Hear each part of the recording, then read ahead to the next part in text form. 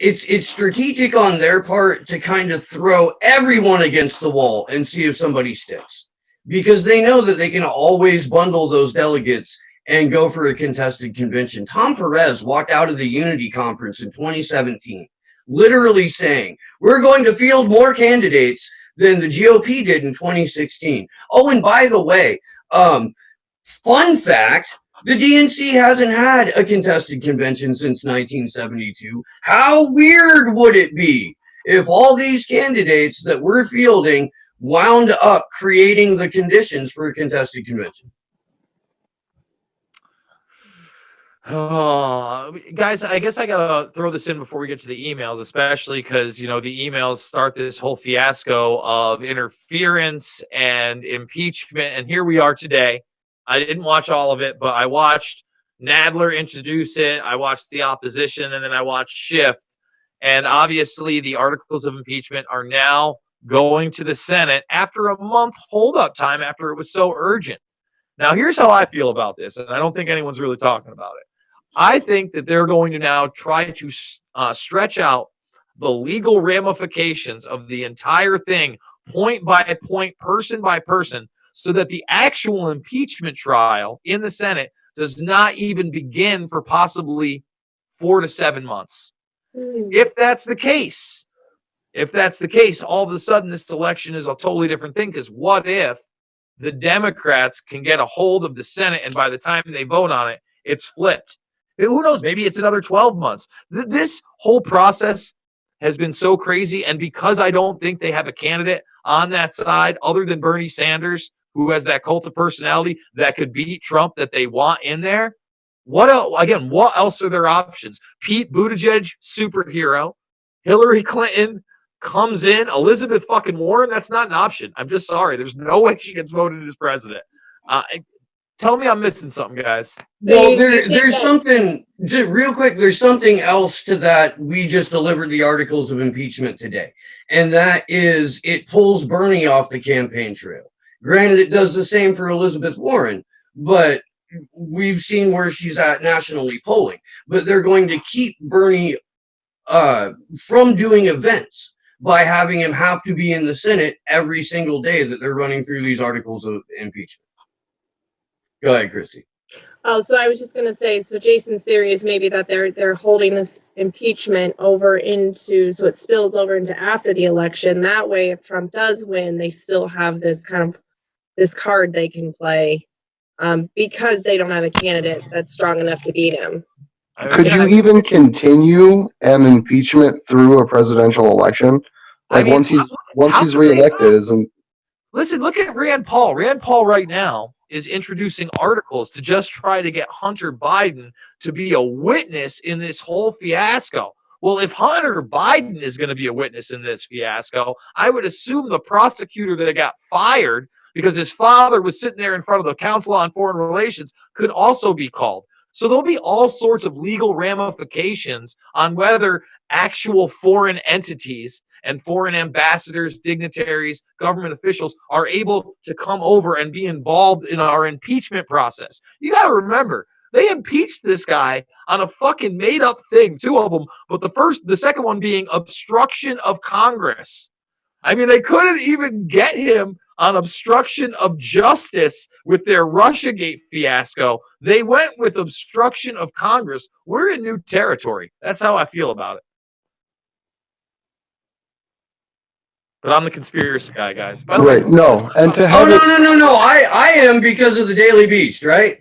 That's you. That's right, Steve. We did that one earlier this week. Yeah, and then Tim Pool's bitch ass sat there and likened me to QAnon for about 5 straight minutes before immediately transitioning to why he had to flee Venezuela when he was trying to cover it because everybody thought he was an intelligence asset there. It's been a fun week, man. It has. I gotta say, it's been an interesting week. So with that being said, you want to transition into these emails? You want me to bring up this Gateway Pundit, which has kind of a point by point of what some of the DNC emails actually revealed right there. I mean, this is a list, and God bless the internet and God bless WikiLeaks, but you just click on it, and guess what? You get to see the actual email, Andrew. 2020, it's here. You can see corruption firsthand. You don't have to go to a media spin source. And the guy that kind of facilitated this happens to be in a prison being tortured 23 hours a day and not able to see his legal team and maybe extradited to this country illegally. So yeah, a couple of things I want to start with pointing out are the first three ones involving the media here. It's the DNC requesting a poll of an MSNBC commentator segment, DNC controlling the narrative with time release stories, and DNC creating false Trump information and releasing it with Reuters. Because that really kind of sums up the situation for what's going on here more so than most others. And so if we could get those up, we can kind of dig through them to see what it'll actually pull up so we can go through it line by line here. You want to do the Reuters one first, and what was the other one? The Reuters one, and then the DNC requesting to pull an MSNBC commentary segment. And then the poll one. Just give me 1 second. Just keep talking. I'll have it up in a second. Yeah. So basically, once you get into it, it says we can pull the commentary segment right now on MSNBC, talking about the DNC and the relationship between DNC and the Clinton campaign. I will, with rushed transcript, please, once it's wrapped up. And that was the Deputy National Press Director speaking to the Communications Director of the DNC about literally just contacting a news organization to pull a story that they didn't like. The other one here is an interview request. That's the title of it. And this is the one where they're talking about essentially creating the false story around Donald Trump's campaign with Reuters. So the corruption's literally just right out in the open. Everything that's happening and playing out on the DNC stage is just as scripted as it was when Donna Brazile was passing debate questions over. So I just think that that's the most important thing to try to point out here to people is even with the whole who's right, who's wrong, what actually happened, the larger thing to remember is that this entire process is rigged and controlled by the oligarchs that want us to be talking about it in a specific and framed way. Well, I absolutely agree with you, man. And it shows also the controlled access that the press does, the pay to play, and the coordination. You know, I mean, you talk about Donna Brazile. You know, I wish that she would talk about these issues more. And what do you think about that? You know, Donna Brazile comes out. She obviously dedicates her book to Seth Rich in a moment of, I think, fear. But then after the fact, man, it's like business as usual. I've got a job in the media elsewhere. Everything's hunky-dory. Why not, you know, own up to the fact that this is dangerous and shine a light on that very important issue? And I think that's what's really wrong with any of these people in the mainstream press that have that, what appears to be come to God moment.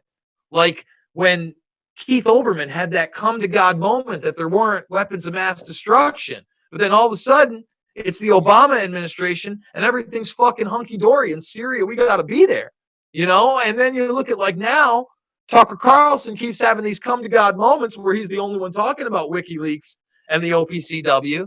But is he going to turn our backs on us if Hillary, you know, I mean, or not Hillary, I don't know. I just can't fucking trust anybody, Andrew. And that's the worst part, is it's all designed for us to just be misinformed and to be arguing. And that's why sources and international bodies like WikiLeaks are so important, because they give us the like real and accurate information about what's going on. So using them as like the starting point while having political conversations is just so vital, because you see all these articles being made by all these different people countering what happened at the debate and all that, but none of them are talking about how the DNC will just openly rig a campaign and then pretend like nothing happened and blame it on a foreign power and create this entire cycle of censorship simply because WikiLeaks released their own words and they're embarrassed by them. Well, I think this is a good moment to endorse your GoFundMe, because I'm going to have to get out of here shortly.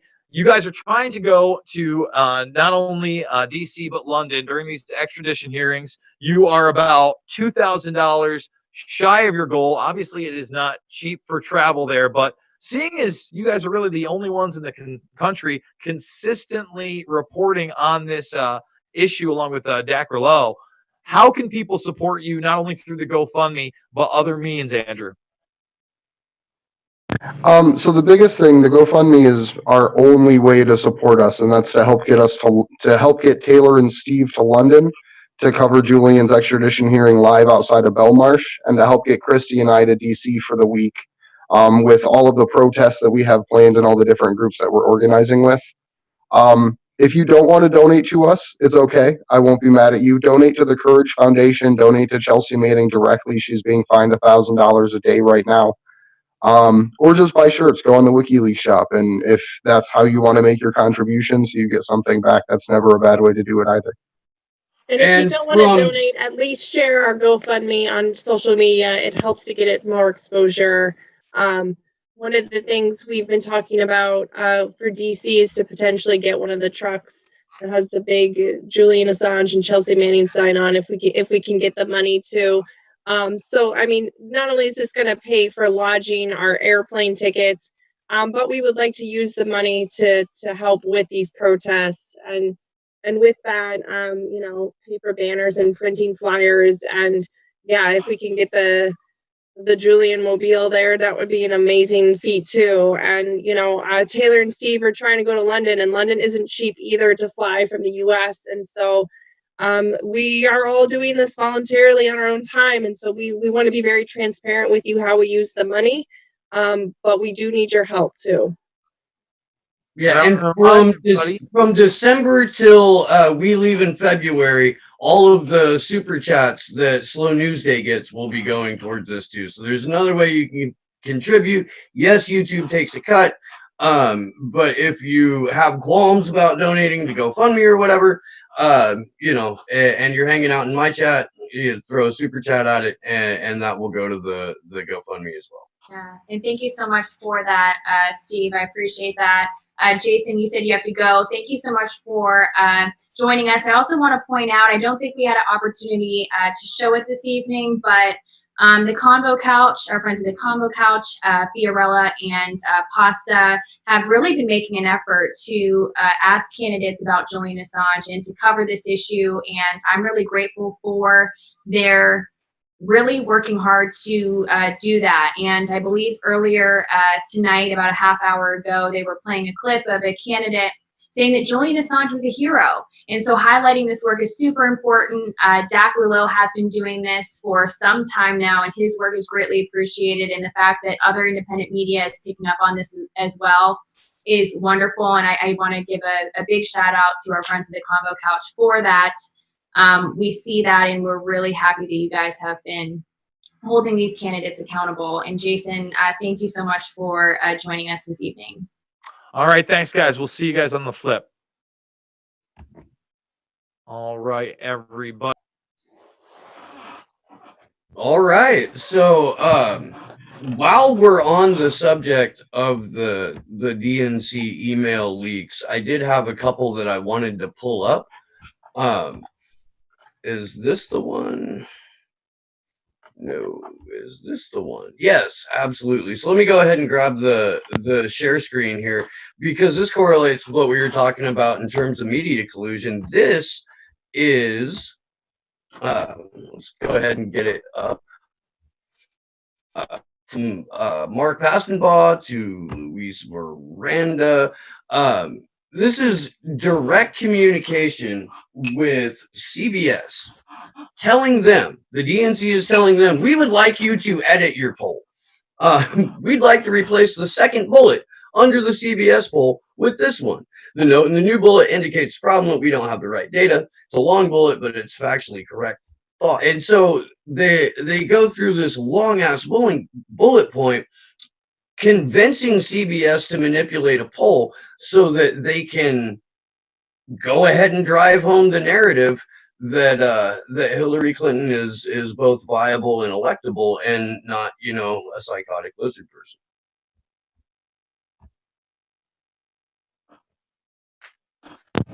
And I mean, how many polls have they made that they just hand tailor it?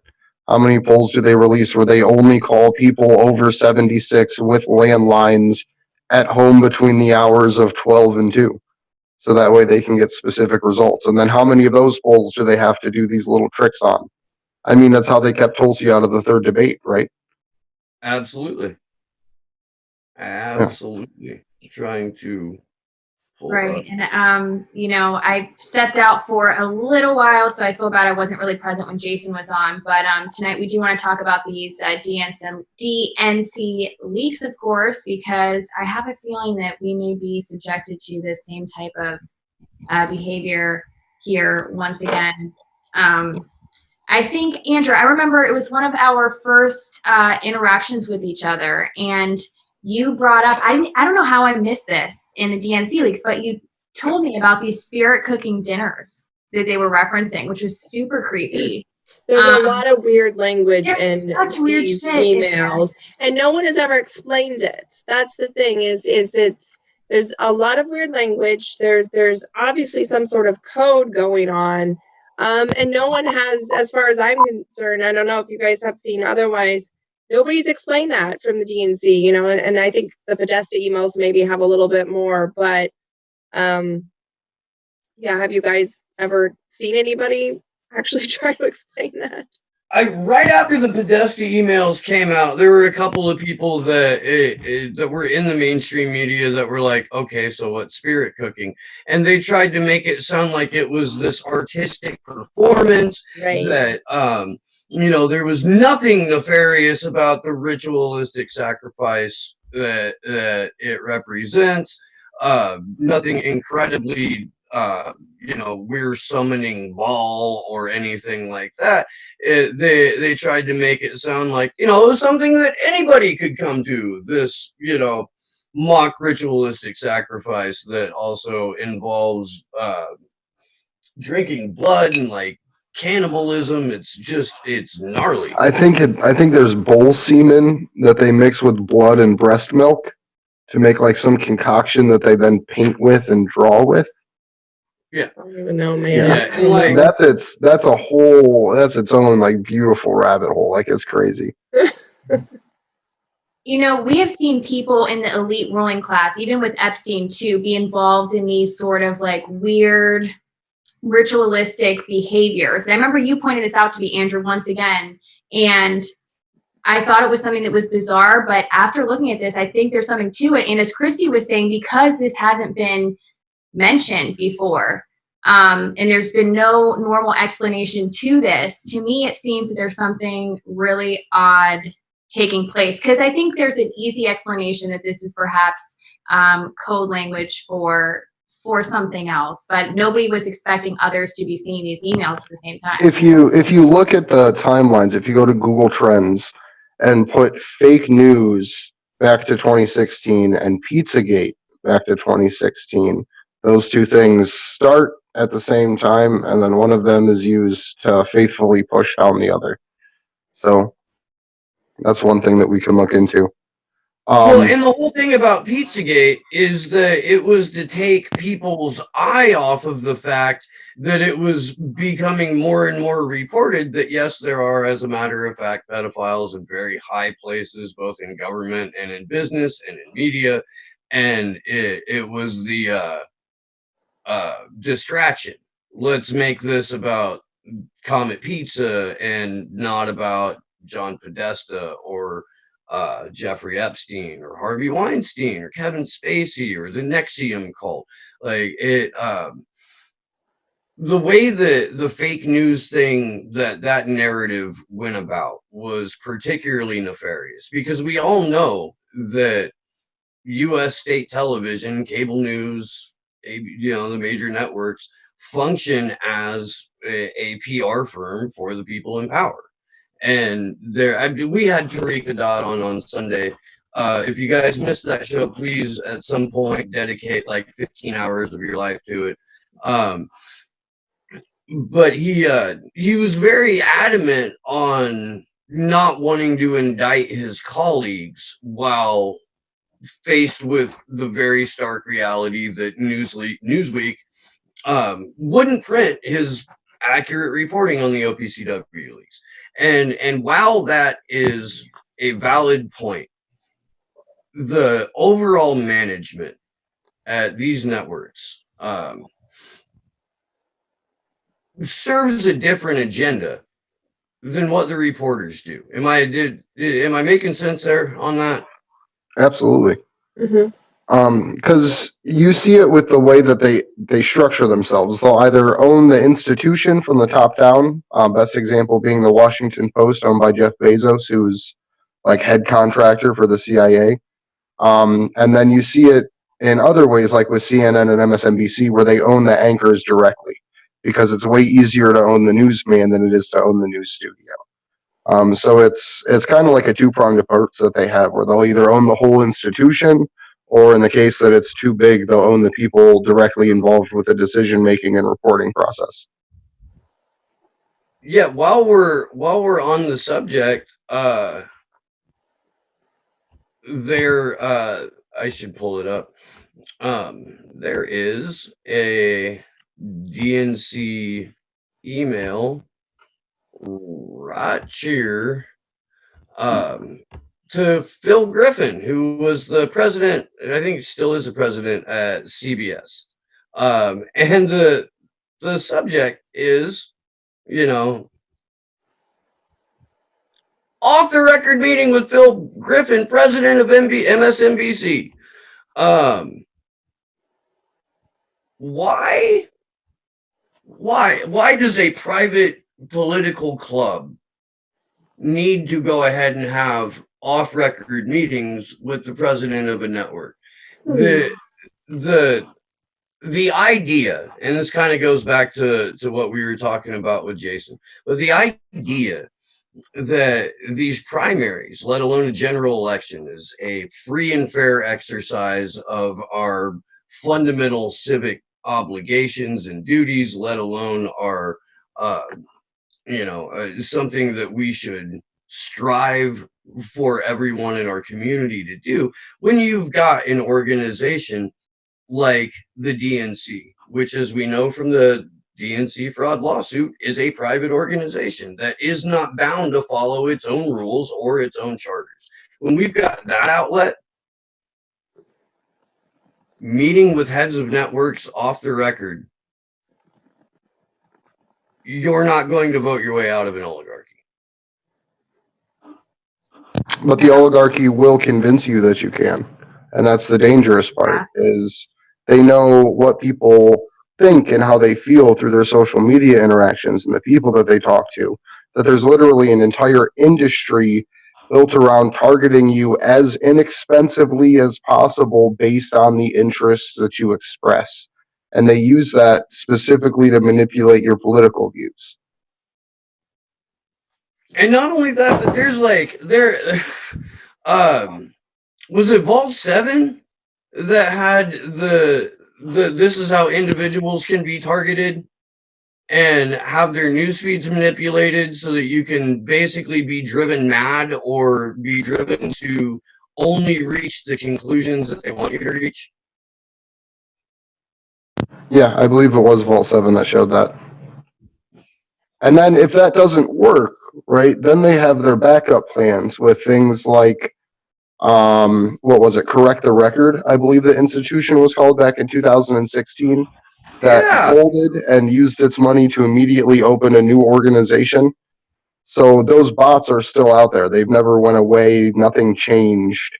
It's literally Americans trying to psychologically attack Americans, as Jason Burmis points out, but as Gordon on Sunday said, we're in an information war. Absolutely. So Correct the Record was one of the more nefarious, this is like the second or third time tonight I've used that word. I won't use it anymore, I promise. But it was one of those things where, like, right as we were being told that Russian trolls and Russian bots were responsible from everything to Donald Trump to, like, the fact that your tire went flat this morning, we then find out that, oh, and by the way, the DNC had like 3 separate troll farms, and there was Sally Albright's troll farm, and there was David Brock's, and Peter Dow was in on a lot of this shit. Peter Dow now, super woke progressive because he has a book to sell and a seat in Congress that he's angling for. I really didn't mean to be a downer about, voting and shit, but I think this is something that people need to realize. Like 2016 isn't over. They're still relitigating it today because of the crap that Elizabeth Warren pulled. But 2020 is 2016 on steroids without Julian Assange at the helm of WikiLeaks, without the comfortability people had with leaking to that organization. God bless the OPCW leakers, And that's because why I think they're showing. I was going to say, that's why I think treating the WikiLeaks emails from 2016 as relevant and like essentially going through them as modern news stories and just subbing out people's names figuratively. Not literally, but hey, this is what we learned in 2016 from WikiLeaks. This is what's happening right now. This is their political strategy, and just lay it out on the table flat and plain and simple on a large stage as possible. I think when we talk about these emails, we also have to talk about what happened in the media to subdue so many people against really uprising and getting upset about this. There was the core Bernie people that refused to fall in line and vote for Hillary, but there was really a concerted effort with the media to play these down, to convince everybody that the content of these emails was not important, that maybe it was perhaps they were written by Russians too. Not only were they leaked by Russians, but like we had said before, there was no explanation on this coded language. So there was really, the American people should have been an uprising over this. There should have been more of an outrage in 2016, and the fact that there's not, and still today, that nobody's been held accountable for the corruption that was going on, I think says a lot about our society in this country. And I'm not sure what it's going to take for them to really rise up and get pissed off enough to rise up. And like you said, we can't vote our way out. Like, when is it going to be enough? When are we going to have enough proof to finally show what is happening? I think the outrage is there, but it just manifests in people not giving a fuck because they have so many other things that they worry about on a daily basis. Like, it's hard for me to keep up, and I do this. Like, I try to read and find as much as I can, and it's still not the easiest thing to do. So I can only imagine being someone who doesn't involve themselves as heavily trying to get real information isn't the easiest. And I definitely understand that, but there's enough people on the left that were involved, that knew about these and knew what came out with these, that fell for the Russiagate narrative and, dismissed WikiLeaks, dismissed Julian Assange, and really because Bernard Jesus Sanders hasn't said his fucking name.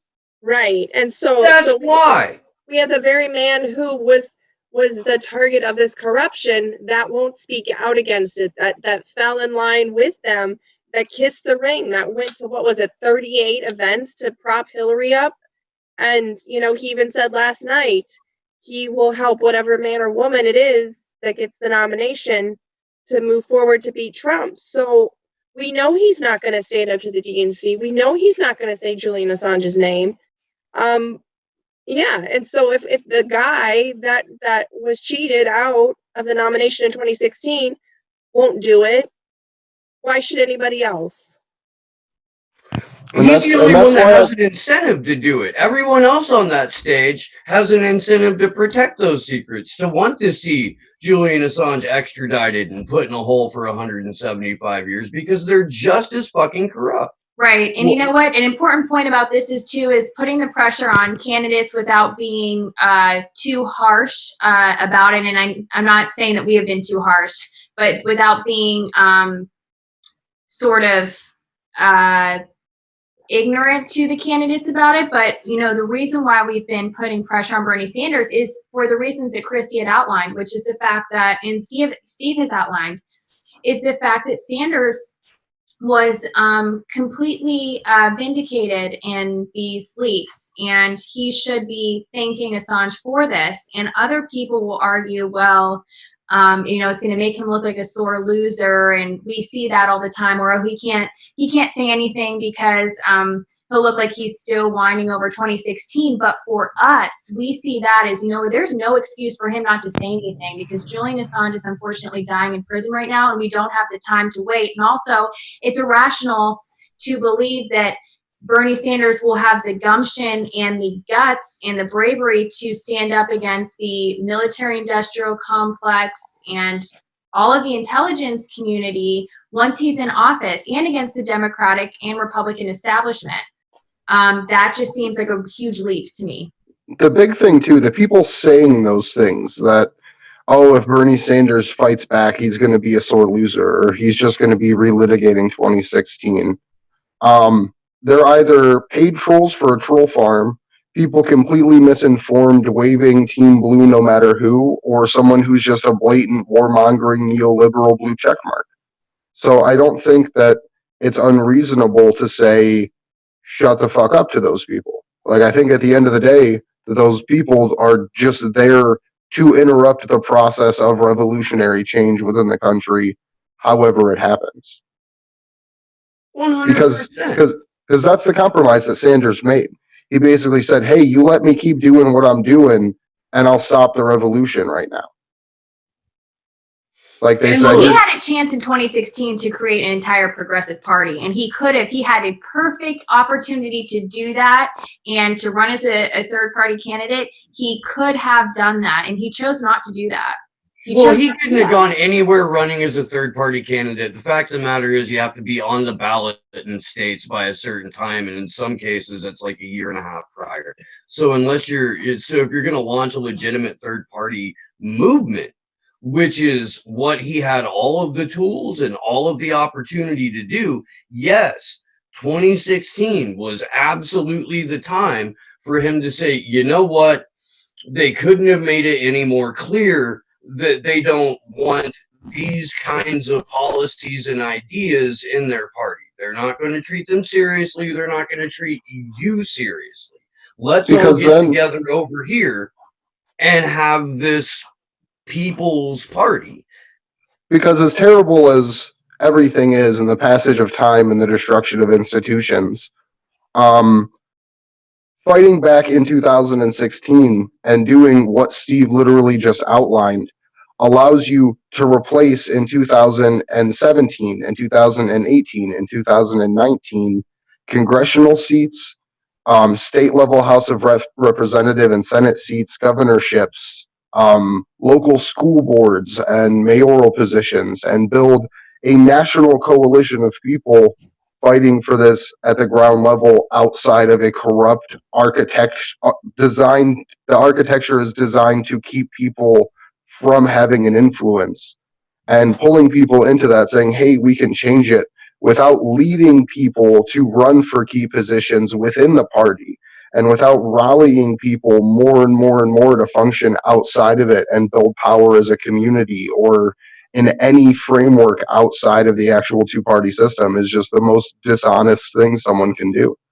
And for a candidate with that much power to have been shown in the open, hey, here is all of the evidence that you have been cheated, and to just turn and walk away and act like the entire process is legitimate, just, they're not an ally. Like, at the end of the day, at this point in time, it's been 4 years of nothing but silence as the situation got worse and worse and worse, simply because the quest for personal political power was greater than the quest to actually bring truth to the world for certain individuals. And more to that point, the only person who was there on the ground for 2016 and all of the just fuckery, who did something about it, was Tulsi Gabbard. First, she resigned from vice chair of the DNC, and that, regardless of what she's done since, will always be her ultimate and original sin. And everything that has happened to her and to her legislation from that point on is a result of that decision. But Tulsi Gabbard is the only person who introduced legislation that would have addressed election fraud. and addressed having free and fair elections with the OFF Act. She introduced it 2 different times. It had 0 co-sponsors. There was no companion bill in the Senate. You know who could have written a companion bill in the Senate to that? The guy who got the primary stolen from him. For that matter, any of Hillary Clinton's allies or minions in the House and Senate who genuinely thought that Russia hacked our freedom and our election may have been interested in securing the electoral system. But no. And look, if anyone in Washington, D.C. was concerned about us having free and fair elections, there would be legislation introduced every single day of the week to address it. But Emma Goldman was right when she said if voting changed anything, they'd make it illegal.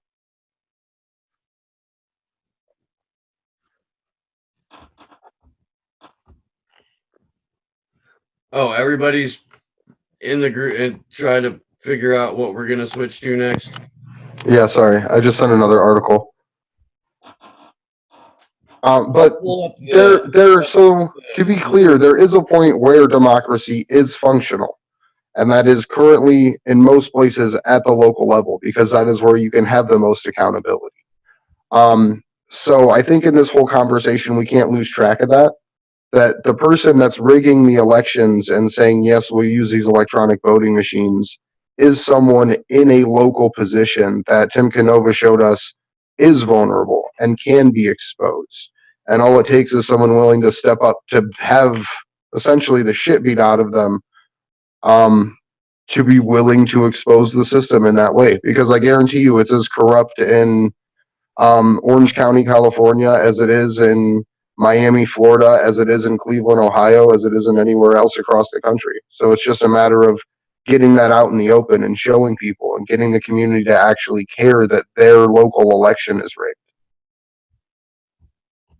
So I'm going to go ahead and pull up the email that you got here because it is kind of correlative to what you're talking about. Let's bring it back up to the top here for a second. This is to National Press Secretary and Deputy Communications Director, Mark Paustenbach. In the days before Hillary Clinton launched an unprecedented big money fundraising vehicle with state parties last summer, she vowed to rebuild our party from the ground up because she proclaimed when state parties are strong, we win. But less than 1% of the 61 million raised by that effort has stayed in the state party's coffers, according to a Politico analysis of the latest Federal Election Commission filings. The venture, the Hillary for Victory Fund, is a so-called joint fundraising committee comprised of Clinton's presidential campaign, the Democratic National Committee, and 32 state party committees.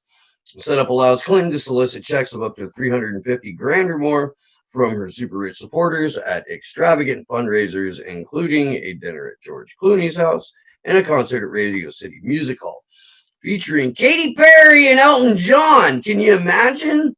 The Victory Fund has transferred $3.8 million to state parties, but almost all of that cash, $3.3 million or 88%, was quickly transferred to the DNC, usually within a day or two, by the Clinton staffer who runs the committee. By contrast, the Victory Fund has transferred $15.4 million to Clinton's campaign and $5.7 million to the DNC. At most of the $23.3 million spent directly by the Victory Fund has gone towards expenses that appear to have directly benefited Clinton's campaign. This is worth fleshing out a little bit because, okay, the Justice Department just closed an investigation on Hillary Clinton's foundation.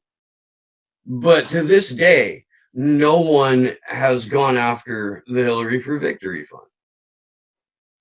And this is her money laundering vessel from state party donations directly into her campaign. There is no reason to think that business model isn't operating for Joe Biden or Pete Buttigieg or Elizabeth Warren. None. Or Because Donald Trump for that any matter. repercussions. And that's why they don't want to stop it. That's why they won't go after it. It's because they all use it.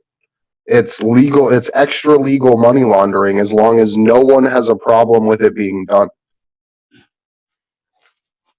It's the same way that you have to kind of just assume that super PACs and campaigns aren't actually coordinating, that there's no joint marketing or anything like that going on behind the scenes, because there's some law that says, no, they're not allowed to talk, even though it's like the thinnest veil that can possibly be put between the actual campaign. Allowed to have a super PAC that she could communicate with.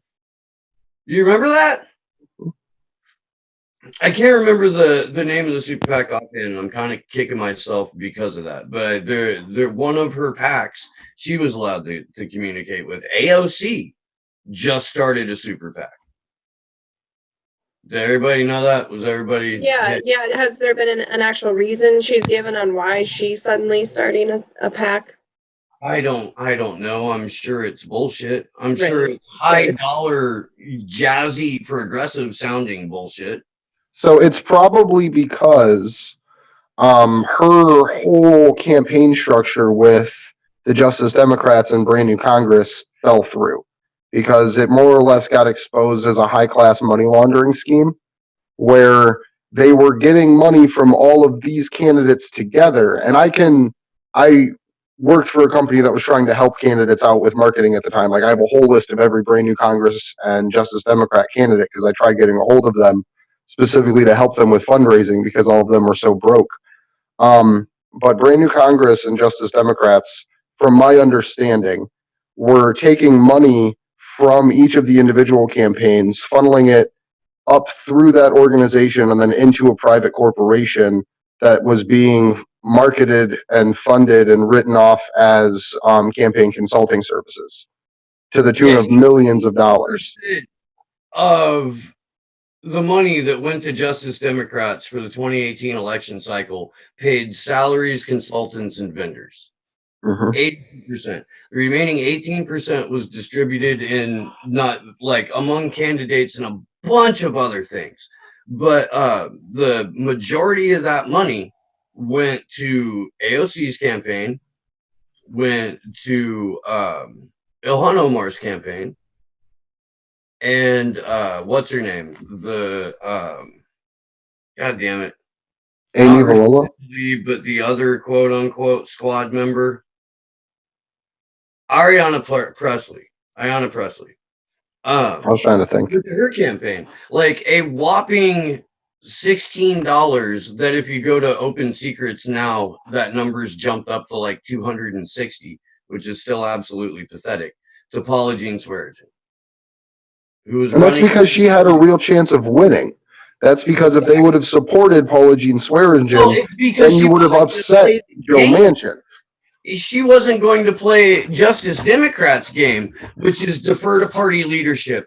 Go ahead and vote to extend more protections to the CIA. Let's go ahead and have our token protest votes, but let's also make sure that we support Pago and Nancy Pelosi for Speaker of the House. Right. While at the same time lying to people behind the scenes about supporting Tim Canova's campaign and being in contact with them and trying to basically literally shutting down the other portions of the progressive movements trying to build up candidates at the same time. So it's, if you watch older episodes of Slow News Day, I realize the show isn't that old. I started in September of 2018. But if you go back and you watch that shit, I'm talking about this. I'm talking about the corruption in Justice Democrats. I'm talking about who Waleed Shahid is. I'm talking about like all of this is all part of what I've been trying to get out there. And I caught so much shit for that, for speaking ill of the Just Us Democrats. Oh my God, dude. Well, of course you did. They were women and women of color, and they were the new saviors of the Democrat Party at the time. So Look, how the dare Justice you steal of them? Democrats, And to be very clear, they are the saviors of the Democratic Party. They are, just like how I called it in 2016 and 2018, they are the rebranded face of the zombie war criminal government that we have right now. yeah, They are never there. making fighting Donald Trump cool. They are the hipster that danced on the roof to High School Musical music and shit like that. Like, it is a psychological operation designed to pull people into the Democratic Party. And like, it's just crazy that more people don't treat it like that, because these people aren't heroes. They literally got into office, sold everything out that progressives stood for, and people still support them. The marketing says that they're there to wrest power away from the establishment, and they're there to assume the power of the establishment. That's all it is a transition of the face of what the Democratic Party is. And they need to hit all of those identity politics check boxes. They need to win identity politics bingo, and they need to be able to have 4 to 10 people who say exactly what progressives want to hear most of the time, who have achieved this rock star or hero or cult of personality status, so that you'll forgive all of their horrific bullshit if you even ever hear about it, because you live in a fucking bubble. The progressive bubble is one of the more irritating ones. It really is, because they all think they don't live in a bubble. And like, speak the truth about Bernie Sanders. Watch what happens. And so a great example about how progressives sell out the people that they try to get to actually support them and donate to them. Abdul al-Said in Michigan was running in the primary against Gretchen Whitmer. The Green candidate at the time was trying to organize alongside of him, because everyone kind of knew the rigging was coming. I was working with a candidate running in southern Michigan for a state house position in a district that she had lived in her entire life. She shook hands and knew everybody. She had worked there. It was literally like the most layup Democratic primary win you could have, because the other person was literally just a lobbyist funded, never challenged candidate, right? So Gretchen Whitmer's dad was the head of some big, I believe, Anthem Blue Cross and Blue Shield, but I might be wrong. But the head of a big insurance company, right? And that was part of like the thing that Abdul first ran on, like threw that mud at her. She shot it down as like, oh, that's sexist. The primary's openly rigged. If you were involved in the Michigan primary, you'll know it. Nico House put videos out about it. The DNC called in the big dogs to help them actually scrub, switch district, get Republicans winning primaries and Democrats winning primaries that are both corporate friendly, because the corruption doesn't know party lines. That's just an illusion that we're given. And long story short, Abdul al-Said, instead of fighting with the progressive caucus that he helped build and say, no, this was rigged against me and all of these people, he just endorsed Gretchen Whitmer, campaigned for her, ran super hard, did more events than she did type thing in a lot of areas, and was the most hardcore campaign surrogate. She wins on her transition team. She gets someone from Anthem Blue Cross and Blue Shield put directly into it after saying, no, I won't do that. And to this day is still supported by Abdul al-Said while Michigan is being devastated. So I think that that's a really important thing to point out, that heroes that get made within the Democratic Party are not heroes because they're within the Democratic Party. I think we lost Steve. We lost Steve. All right. Is there, well, I guess Steve's been pulling up our emails. I was going to say if there's another email we wanted to talk about, transition to. So I wanted to talk about the email where they tried to smear Bernie Sanders about his religion with Southern voters. Yeah. Because Super Tuesday, the big states, are a lot of big blue states, and smearing someone as a sexist to a neoliberal audience sways their opinion. The Ellen DeGeneres and Oprah voters they're going to see that, and they're not going to care about the media spin. They're not going to care about the Mockingbird stories and the things that get run behind the scenes. They're just going to see Bernie Sanders thinks a woman can't be president. Right. So I think pointing out the smears that they've run in the past are really important, because it's literally, yeah, I put it into the show chat. I'll link it again. Yeah. There's like 9 billion links in the show chat. I know, it's at the bottom. All right. Give me just a second and I will have that for you.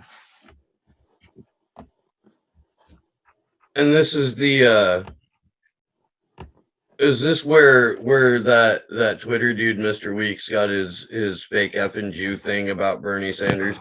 Yeah.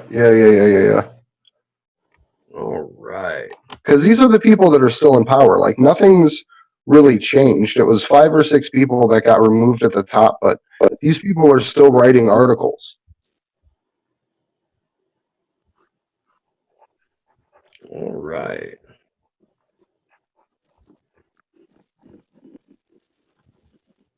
There we go. That's right.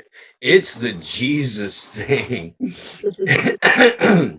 It might make no difference, but for Kentucky and West Virginia, can we get someone to ask his belief? Does he believe in a God? He had skated on saying he had Jewish heritage. I think I read he is an atheist. This could make several points difference with my peeps, my Southern Baptist peeps. Are you kidding me? Someone put the words Southern Baptist and peeps in the same sentence next to each other like it was a thing. Would draw a big difference between a Jew and an atheist. This is why internal emails are so much fucking fun to read, and why WikiLeaks is the best organization ever to exist on the planet. Man. So real quick, Steve, what groups do you think they would be trying to divide by calling Bernie Sanders a sexist? I would imagine that would be men and women. Yeah. The Women for Bernie, that's a pretty popular hashtag. I think it's directed to get at the female Bernie voters. But could this also be a point of countervailing propaganda? Could it be the way that the institutions have to gear and change the machine to allow a Bernie Sanders to be selected to win the primary? If they want to make it seem like some of these anchors are on Bernie Sanders' side, and that, oh, you know, he's not that radical, and oh, that was a really dumb point, so let's try to find a way to defend him on CNN without actually allowing any substance into the conversation. So just a few days before this Elizabeth Warren leak, or not leak really, because it was an executed plan. There was also that fake what was it, phone banking script that supposedly Warren got a copy of, that like it was written and immediately removed from a Slack group or something like that. A few days prior to that, one of the guys who writes for CNN.com said, okay, well, while the polls are showing that Bernie Sanders is ahead right now, I say it's time to give him the vetting that Kamala Harris got when she was on top, or that Pete Buttigieg gets, or the blah blah blah. It was this call to arms for corporate media to really vet Bernie. And again, man, I'm in a position where I'm defending the guy, and I don't like being in that position. I really don't. And that's the power of propaganda. Like, that's the power of a carefully crafted narrative to try to make heroes and continue the conversation around how great these people are and how they aren't something or are this other thing. Look, I don't care who it is. If there's a coordinated effort going on to take out a political candidate that really honestly is barely trying to tinker marginally around the edges of capitalism and catch us up with where the rest of the world has been for 50 to 70 years, I'm going to talk about the coordinated effort to take out that candidate. You know? Oh, absolutely. And But I look, just mean in the realm of the world that we live in, it could be an effort that is the same sort of effort as QAnon and Russiagate as far as countervailing propaganda to make you talk relative to the narrative that they're trying to put forward. So that's kind of my argument, is it may be a more coordinated effort than just the DNC getting Warren to say stupid shit.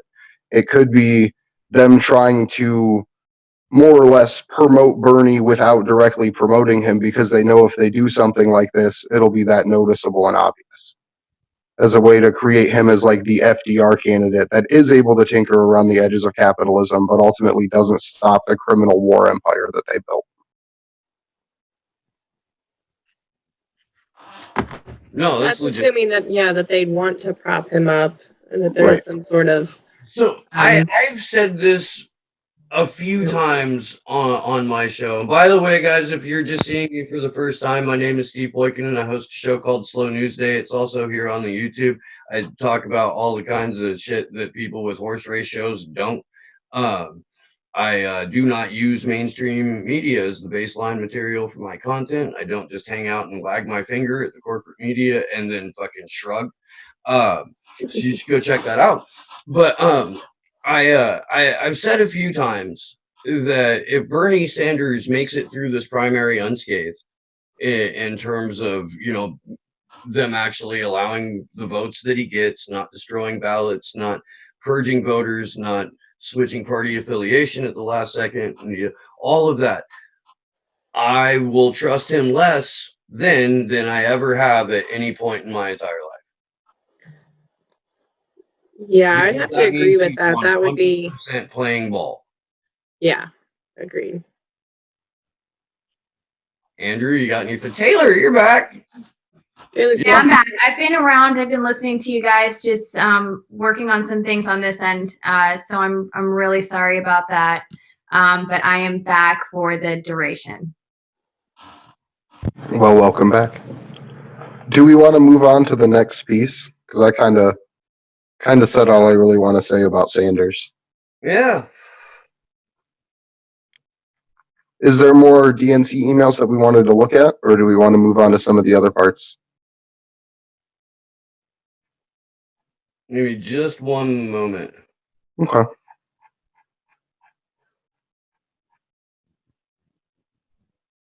I'm actually going to take a second. I will be right back. All right. So we have, some more things to talk about. Again, I'm really sorry for kind of not being involved for the past little while now. But again, I want to thank everybody who has contributed to our GoFundMe. I'm really getting anxious for this hearing. I know my co-hosts are as well. And I want to thank everybody who has donated, who has contributed, who has circulated that link, and who has been supporting us and watching these vigils. It is greatly appreciated. And we do have quite a bit of work ahead of us. And I just want to thank everybody for helping us make this happen, because we could not do it without you. We really can't. The reason we are able to potentially go to London and DC is because of all of you. And we're doing it not only for Julian, of course, first and foremost, but to also inform you guys about the truth here. And, you're helping us make this happen, and we're grateful. And just to put it in a perspective, the money we've raised so far will probably be enough to cover the plane tickets traveling. We're getting real close to having that completely covered. So then, the next thing we want to be able to cover is our lodging, because we are going to be in our respective places. I think Taylor and Steve will probably be there a little over a week, just because they have a lot longer to travel, and we'll have the jet lag and getting used to a completely different time zone. And I believe Andrew and I will be in DC for a full week as well. And like we said before, though, that's not a cheap thing to do. And we are, splitting lodging and doing what we can to save money and trying to find the cheapest flights. So, so just to let you know what you're paying for and kind of our milestones that we're getting to. We would like to get to the next milestone, our next goal. This week would be amazing if we can get that, and that way we have our plane tickets all paid for, and we can start moving on. And hopefully we will have some extra money so that we can use that for things like cameras and microphones, for interviews on the London side, and for different things for the protests on the DC side. So I believe we do have that video clip ready, and this is from the Convo Couch, and I want to thank them for, once again, for making an effort to talk about Julian Assange. It's super cool that we were able to really encourage them to talk about this. Not that they already weren't talking about it, because they were doing a great job, but since meeting both of them, they've heard me speak about it, and they're really doing this, and I'm grateful for that, and it's some great work that they're doing. And we have that video ready. Thank you, Steve. All right. Last question, we'll get you out of here. We're not running out here. This is a tough one. Tell us how you feel about Julian Assange, his treatment, and what you think we should do for him going forward. I think that Julian Assange is a hero. Okay. I think that we need to stand up and stand behind Julian Assange and the media, the free press. I think that this is more than just about Julian Assange. It's about literally our rights to information. Yeah. He needs to be pardoned. He needs to be released. Whatever needs to happen, he needs to be given the freedom.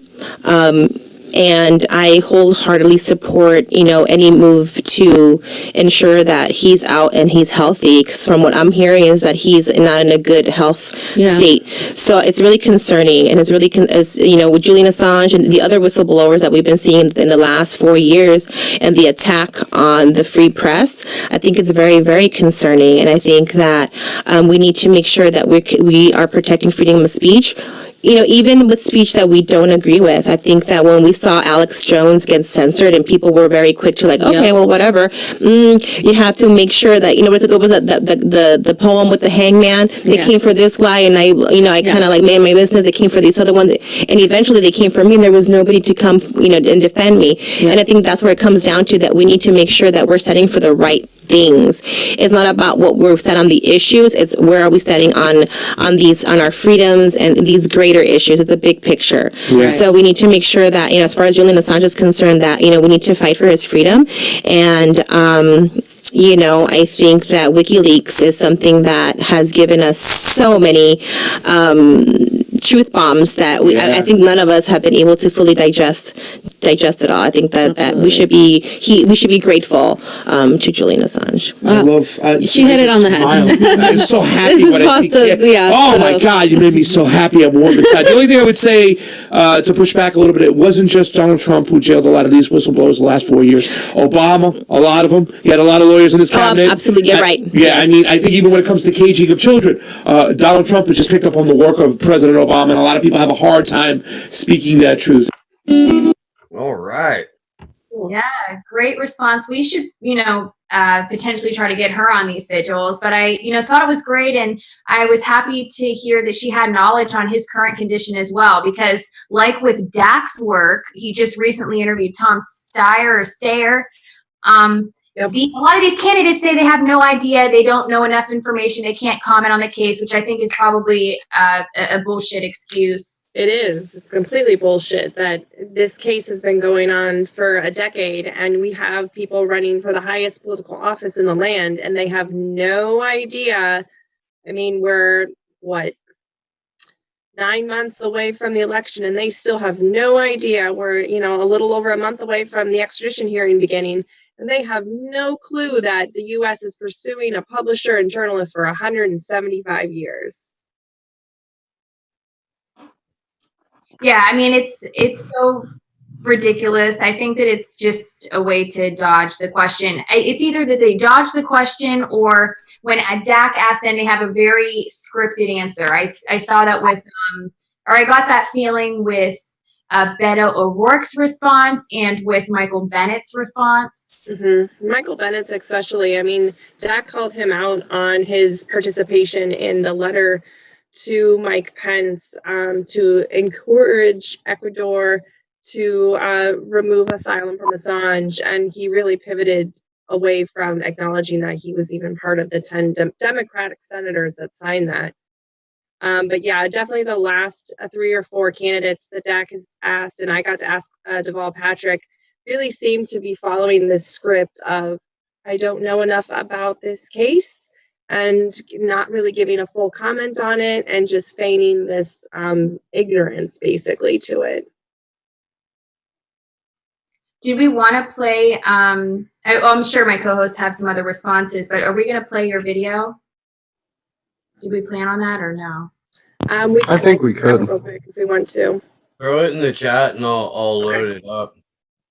So I was looking for the email we had looked at earlier, where it had the Hillary campaign basically like going to somewhere, and they like had it listed out as the talking points, and they said no talking points, private event.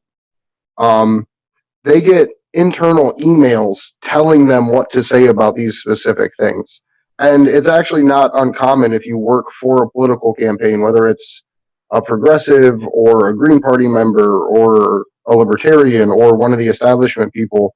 We work to collaborate talking points to counter questions and things that we know we're going to get asked. It's something that the candidates literally train on doing. So it seems like through Dak's work, you can more or less see the talking points that they're introducing and how they're testing them through different candidates, because they have these centralized consulting firms that they all use. So I think that that's something super important that you see through his work, is all of the people now starting to say the same thing because they have more aggregated information about how people will respond to what you say about Julian.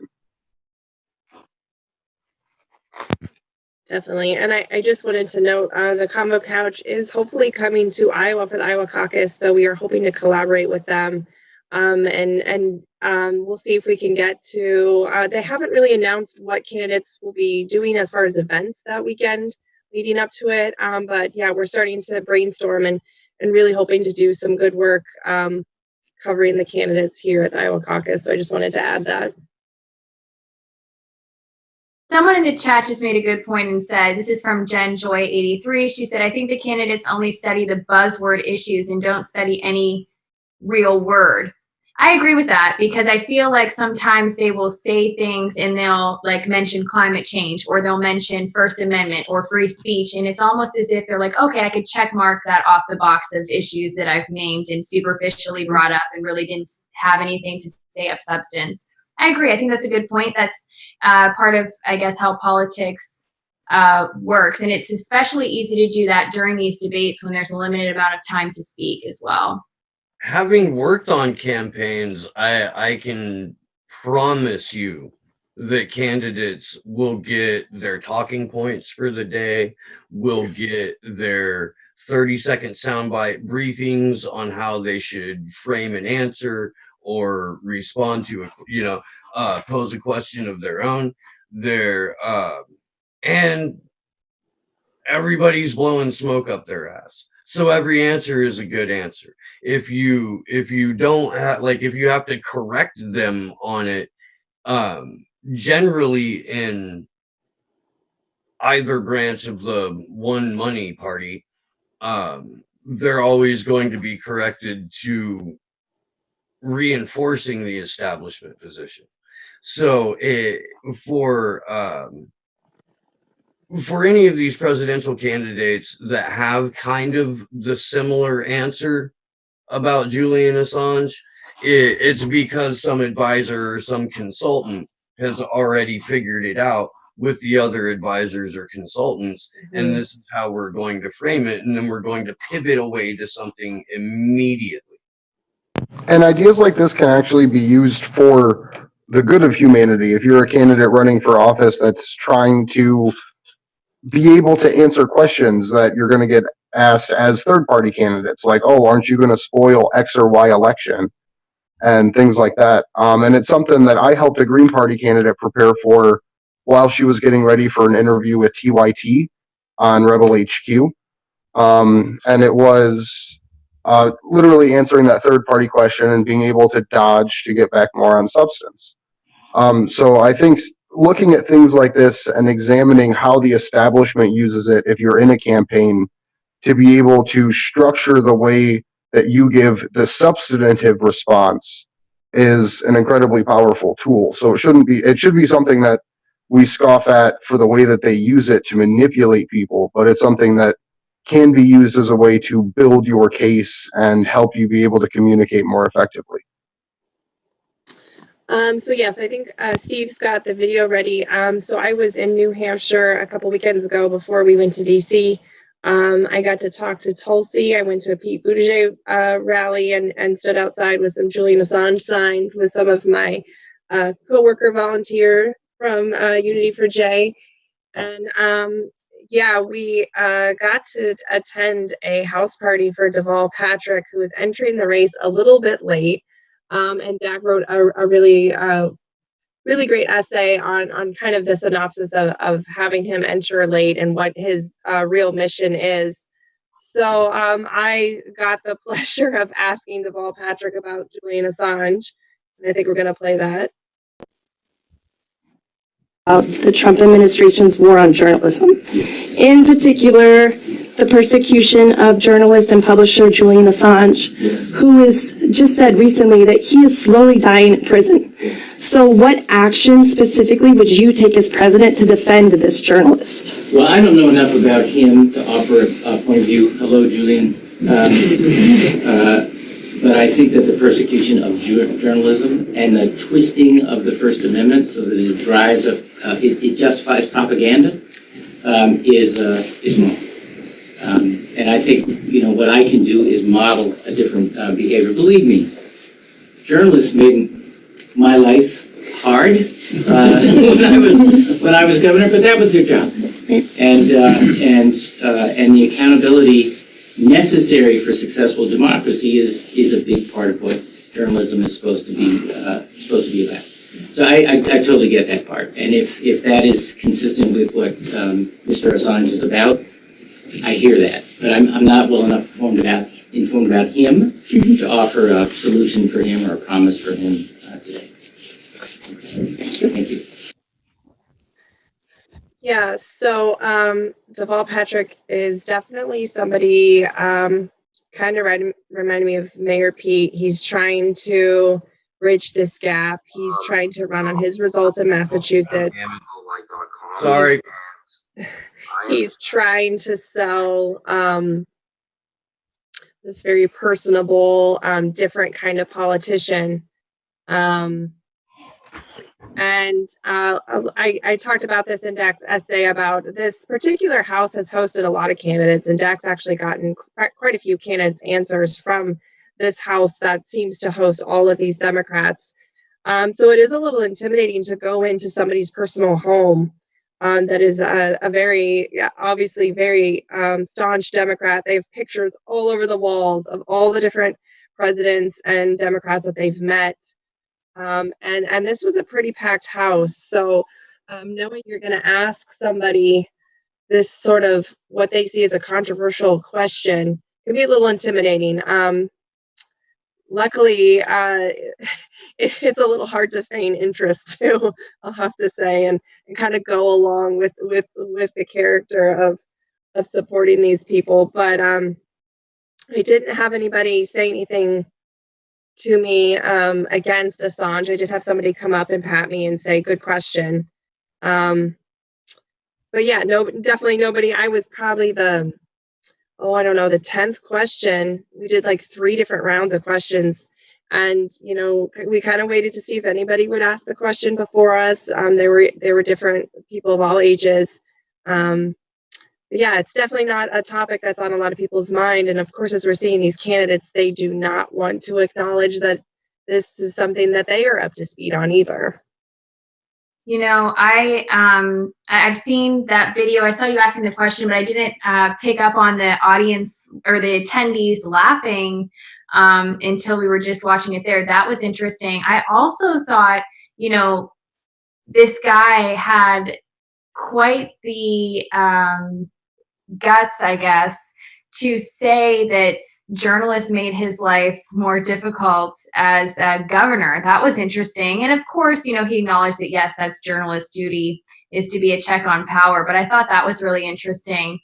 It's such a cop-out to say that they don't know. And the appropriate response to that is to say, you know what, I do not know about that. But if they really didn't, to say, I do not know about this issue. However, I'm going to research this and I'm going to look into this and I'll issue a statement later on to answer your question. That would be the appropriate response. Mm-hmm. Yeah. Dak just released the Tom Steyer video today, and his response is very similar. He does say at the end that if you send me information, I will look into it. But it's very, I don't know, Tom Steyer is just this like caricature of this like anti-Trump billionaire, but yeah, and that's the thing is we could probably get them on the vigils if we frame it as coming on to bash Trump about his war on journalism and things. Like we might be able to trick Tom Steyer because he's some weird. I was concerned about the Trump administration's war on journalism. And it's still not enough to get them to really speak out against Trump in that way. Even though they're speaking out against Trump on everything else, they're still not quite ready to like say they're against this one thing that Trump's doing. So yeah, it really goes back to the theory that ultimately they do agree with Trump on this. So I personally think that Deval Patrick is in the race because otherwise Bernie might just clean house in Massachusetts. I don't think Elizabeth Warren is that popular in her own state. Her last election bore that one out. I think and he also represents another one of Barack Obama's chess pieces on the DNC presidential candidate board. He's got Buttigieg. He's maybe got Biden, although I'm not sure if anyone has Biden. And now Deval Patrick, and then Hillary Clinton, of course, has Elizabeth Warren, and she had Kamala Harris. She has Amy Klobuchar. By the way, she said hell-mel last night in the debate, and it is goddamn 2020. Who says pell-mell in 2020? But what did she say? Elizabeth Warren said mamas and daddies, so she was really trying to steal the down-home Iowans. This out. Whatever consultant or advisor told Elizabeth Warren to slip into bad Southern accent every time she said mamas and daddies. Okay, I want to publicly state nobody in Iowa who's a native Iowan has a Southern accent. For some reason, mainstream culture, pop culture, Hollywood, these politicians think we're the South and like to throw in a Southern draw. Because they equate farming with the South. Yeah, that's not the Iowan accent, and it's like nails on a chalkboard when you have Elizabeth Warren like trying to like chip in these like good old country mamas and papas kind of thing. You can see it, it's evident, and Amy Klobuchar kind of does it a little bit too, and she's from Minnesota, and she really tries to play up that she's this Midwestern gal, and it's just I know. It's so irritating that these people try to pretend that they're an average person, because we know that they're not an average person, and it's very dishonest when they try to put on that facade, and people see right through it, and it doesn't it doesn't work well with voters, I don't think. And also it just doesn't. And not everybody in Iowa lives on a farm, and Des Moines is like 500,000 people with all the suburbs, and it's just like you're just speaking to this like stereotype that you think exists here, and I'm sure they do it in other states too. But Cedar Rapids has more native Chicagoans than it does Iowans. Oh yeah. yeah, there's a big part of the eastern part of Iowa has a lot of Chicago transplants, and Des Moines gets listed on every up and coming new city for young generations, young professionals, young people to start a family. It's just, they think we're all living in cornfields. That is not how it is here. It's just. Hey, look, I grew up in central Indiana, and there literally is cornfields surrounding all the three sides of the subdivision where I grew up. But if you go like 8 miles into town, it used to be a GM town. Right. It once was a factory town. Chris Hedges actually mentions it in America, the Farewell Tour, discusses my hometown briefly, Nice. talking about how it was one of the utter victims of Bill Clinton and NAFTA, because it was. And that's right when I was in high school. That's right when I was getting out. I had a ton of friends that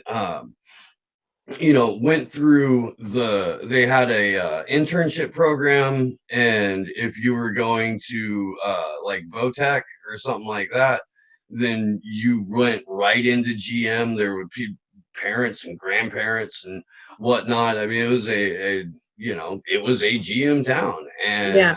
I mean, I grew up in small town Iowa. I grew up in a town of less than 1,000 people, and there were cornfields all around the small town that was about a mile wide. But that there are major cities in Iowa, or considerable for the Midwest, and yeah, I think it's a little patronizing and demeaning. I was just going to exactly say those words, to do that when they come here. And they had the debate at Drake University. It's one of the smaller universities in Iowa. There are two bigger ones than Drake, but that is the university here in Des Moines. And I'm just not really sure who is telling them to use this sort of like drawl and language in the middle of a major metropolitan city, the biggest city in Iowa, and that is somehow gonna pull in voters. I don't know. It reminds me of when Mitt Romney had his dog strapped to the top of his car. That's like the most memorable thing to me from political campaigns in my lifetime. And then trying to spin it like, doesn't everyone put their dog on top of the car? Right. I mean, they all come here to the Iowa State Fair. They all, eat the corn dogs, and they all try to like do like the Iowa Fair cliche things. And I think it's just this. Yeah, I mean, both sides do it, so it's frustrating, and I'm sure everybody else feels that. And like nobody does. Like, that's a character that people in Iowa play when they go to the fair. Just as like, okay, well, it's traditional to be a fucking, a bumpkin here. Like, that's just what we're doing. But when we go home, we're going to go home to our apartment or our house in the city, and is where we have the running water and the indoor plumbing. It's terrible. But specifically, whoever's telling Elizabeth Warren to do that, they hate her. They don't like her at all, because it is cringeworthy to hear her talk like that. She becomes more insincere the thicker the accent gets. Yeah, and I know she's definitely trying to play up the women vote here. Well, she already won the Native American vote, right? So now she's going for the Southerner vote and making sure she can get that one in the bag too. She's definitely trying to play up to mothers and women here, and that is, I think, Oh, you don't say. Like, I couldn't realize she was trying to play it up with women. She was doing that, could you? My new favorite Elizabeth Warren joke is, so I just bought a Jeep, and I'm gonna name it Elizabeth Warren because it's all white, but it still says it's a Cherokee. It's a good one. Do we want to talk about the article about the Ninth Circuit Court? Yeah. Yeah, I'll get on pulling that up. It'll take a second to load because, pretty sure. But I really think that Elizabeth Warren was there their token to get all of the minorities on stage. I really think that that was the play that they were going for. Like, as bad as it is, yeah.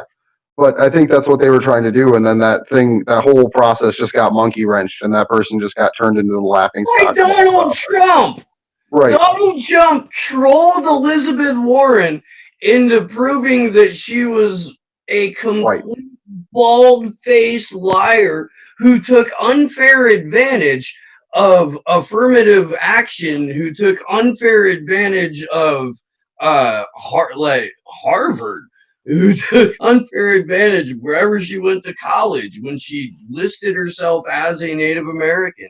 She exploited an entire group of people for her own personal gain. Like growing up and just starting to become an adult. Do you think that in the ensuing 50 years, she became a better person because she's got a voting record to prove that she doesn't? Like I was on Nico House's show yesterday for a little bit. We talked about this a little bit. It is mind-boggling to me that people just in the last 72 hours figured out that Elizabeth Warren isn't some sort of progressive ally. And among those, Kyle Kulinski and Aaron Mate. Yeah. Both were like, oh yeah, no, I gave her way more. Are you living under a rock for the last at least 8-9 years? Like, I was shocked to see some of these people come out and be like, huh, it's not as good as I thought.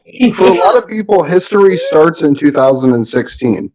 Every sin from before 2016 was forgiven by a lot of people because they were willing to make a compromise based on someone they believed in that was seeking political power. And to the centrist Democrats, history didn't start until November 9th, 2016. And if history occurred before that, it's only to reinforce the narrative that the Democrats are the good guys. So I'm going to bring up the article about the Ninth Circuit Court. I like bashing Democrats. I could do that all day. You what now? Bashing Democrats. Oh, sure. I mean, at this point, it's kind of punching down, except for they have all the money and the power. Right. So can you zoom in a little bit? It's kind of hard to read. Yeah, I will. To set this up a little bit, now I can zoom easier.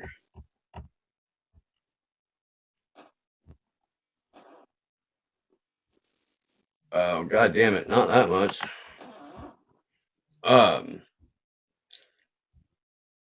So a divided appeals court reversed an order quashing a Guantanamo Bay detainee's subpoena for details of his treatment while held at a Central Intelligence Agency black site in Poland for use in a foreign investigation into his alleged torture.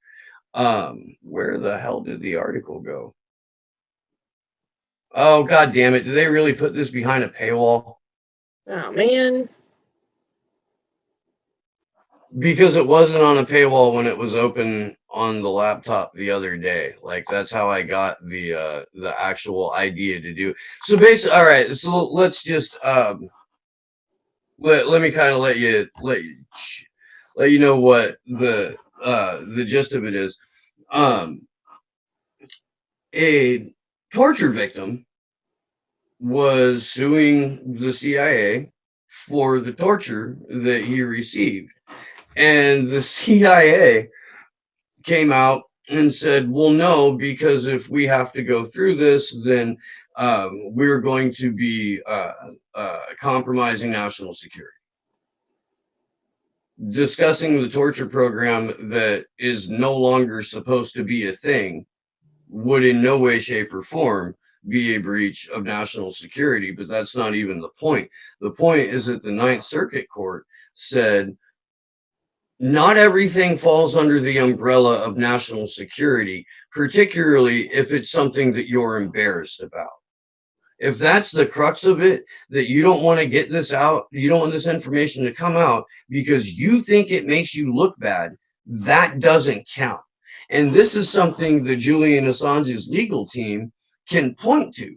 this ruling in the Ninth Circuit Court of Appeals and say, look, we have one precedent set with Judge Kettle's dismissal of the DNC's lawsuit against WikiLeaks and Julian Assange, where he cited the Pentagon Papers and said, no, just because it says something you don't want it to say, that's not a reason. He dismissed that lawsuit with prejudice. Now we have the Ninth Circuit Court coming in and saying basically the same thing. This information is going to be able to be used in a trial. This information is going to be made public because you tortured this man for embarrassing you.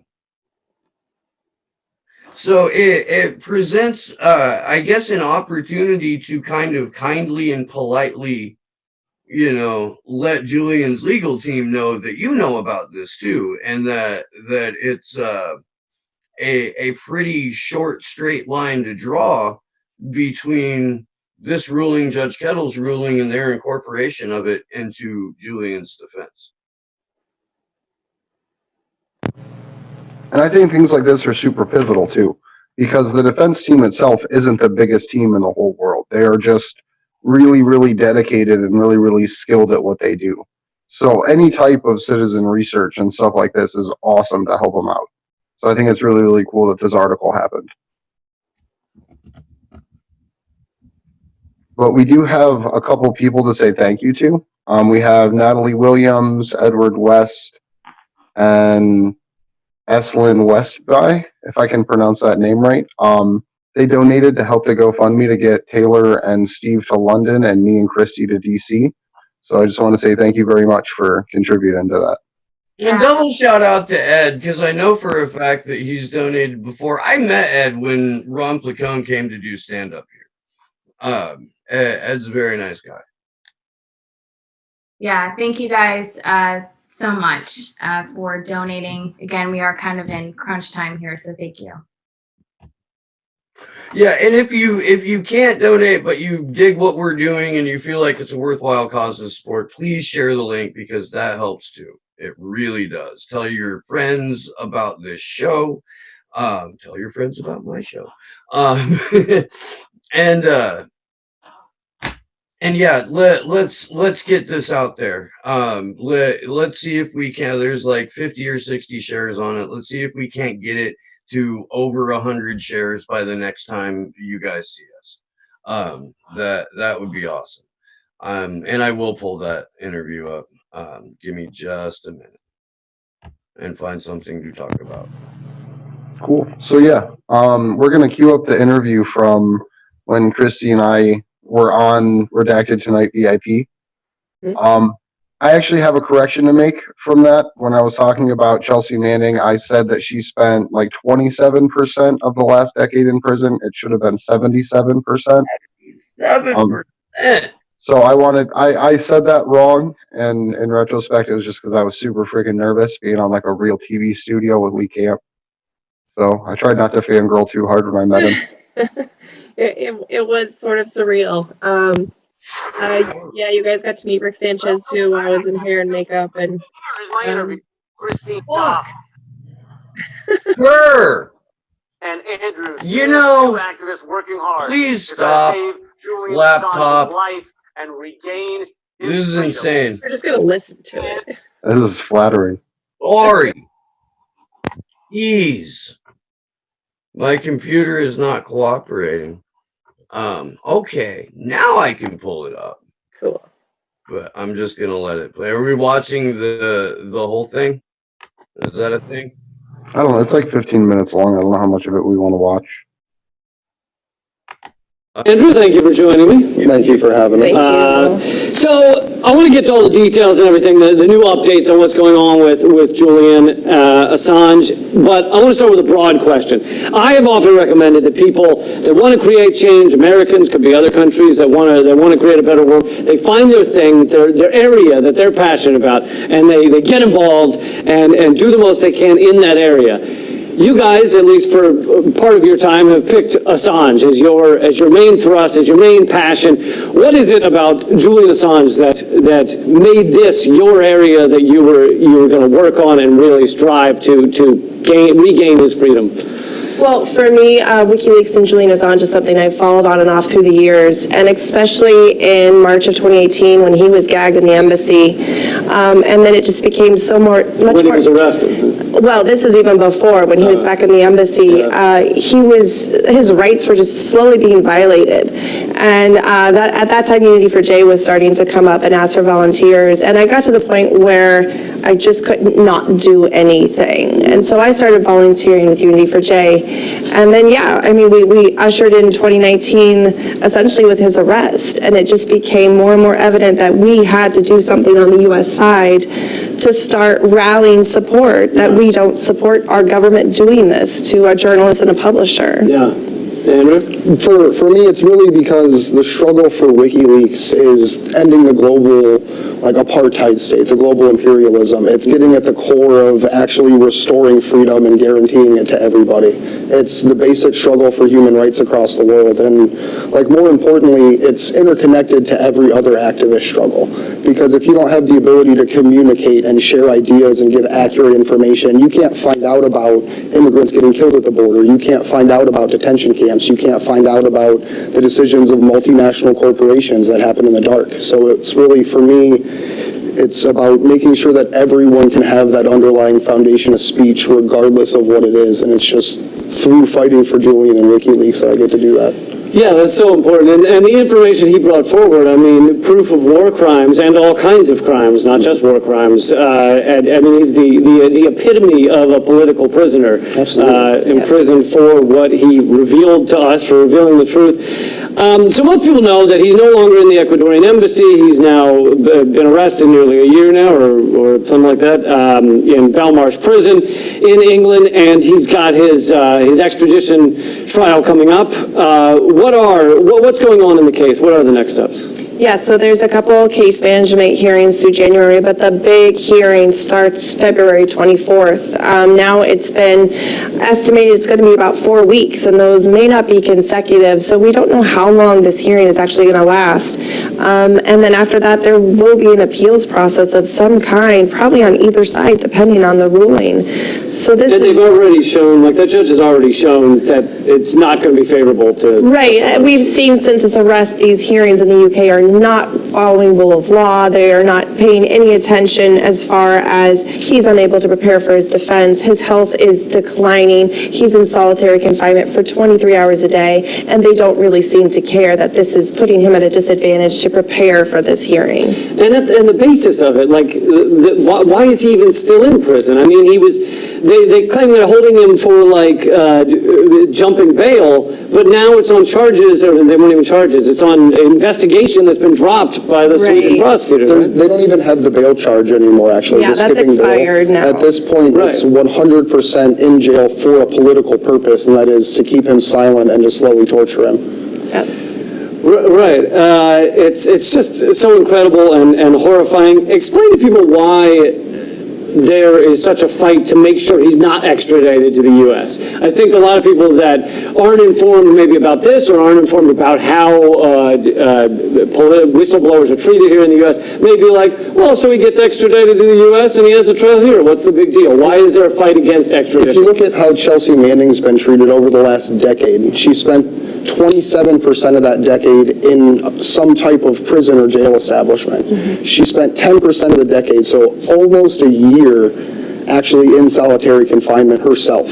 So it's... Which is torture. Right, and Julian wouldn't be treated any differently. He would come here, go to a black site, and then just be gone. Essentially a show trial, getting put away for 175 years, there would be no justice. There's no justice being served in the UK right now in this process. We're certainly not going to see it, and we haven't seen it for other whistleblowers here. The level of corruption in the UK has gotten so bad that judges are sitting there ruling over Julian's case, walking to the back of the room, meeting with the Americans, and then walking back up to make decisions. Yeah, and you mentioned one whistleblower, Chelsea Manning. Another one that you and I have worked with is John Kiriakou, who in his trial here in Arlington, Virginia, they wouldn't let him bring any evidence in. So he's going to be, Assange will be treated exactly the same. No evidence allowed, just a banana court, really. Yes, yes. Yeah. And this isn't anything new for the way that we treat whistleblowers. This goes all the way back to where this same instance, this same kind of thing happened 50 years ago with another whistleblower who they just let die in jail so they didn't have to take him to court. So this isn't even new for the almost just American empire's way of dealing with problems of people speaking out about their crimes. You mentioned earlier his health. A lot of people have been talking about that. What are the latest updates with his health, and how did he end up ill? Yeah, so, I mean, he's been under a lot of different medical conditions in the embassy that he could not receive treatment for because he could not leave the embassy to go to a hospital. Now that he's in Belmarsh, he's in the healthcare ward, but I don't know what great quality he's getting because every time we see him in the public, he looks worse and worse.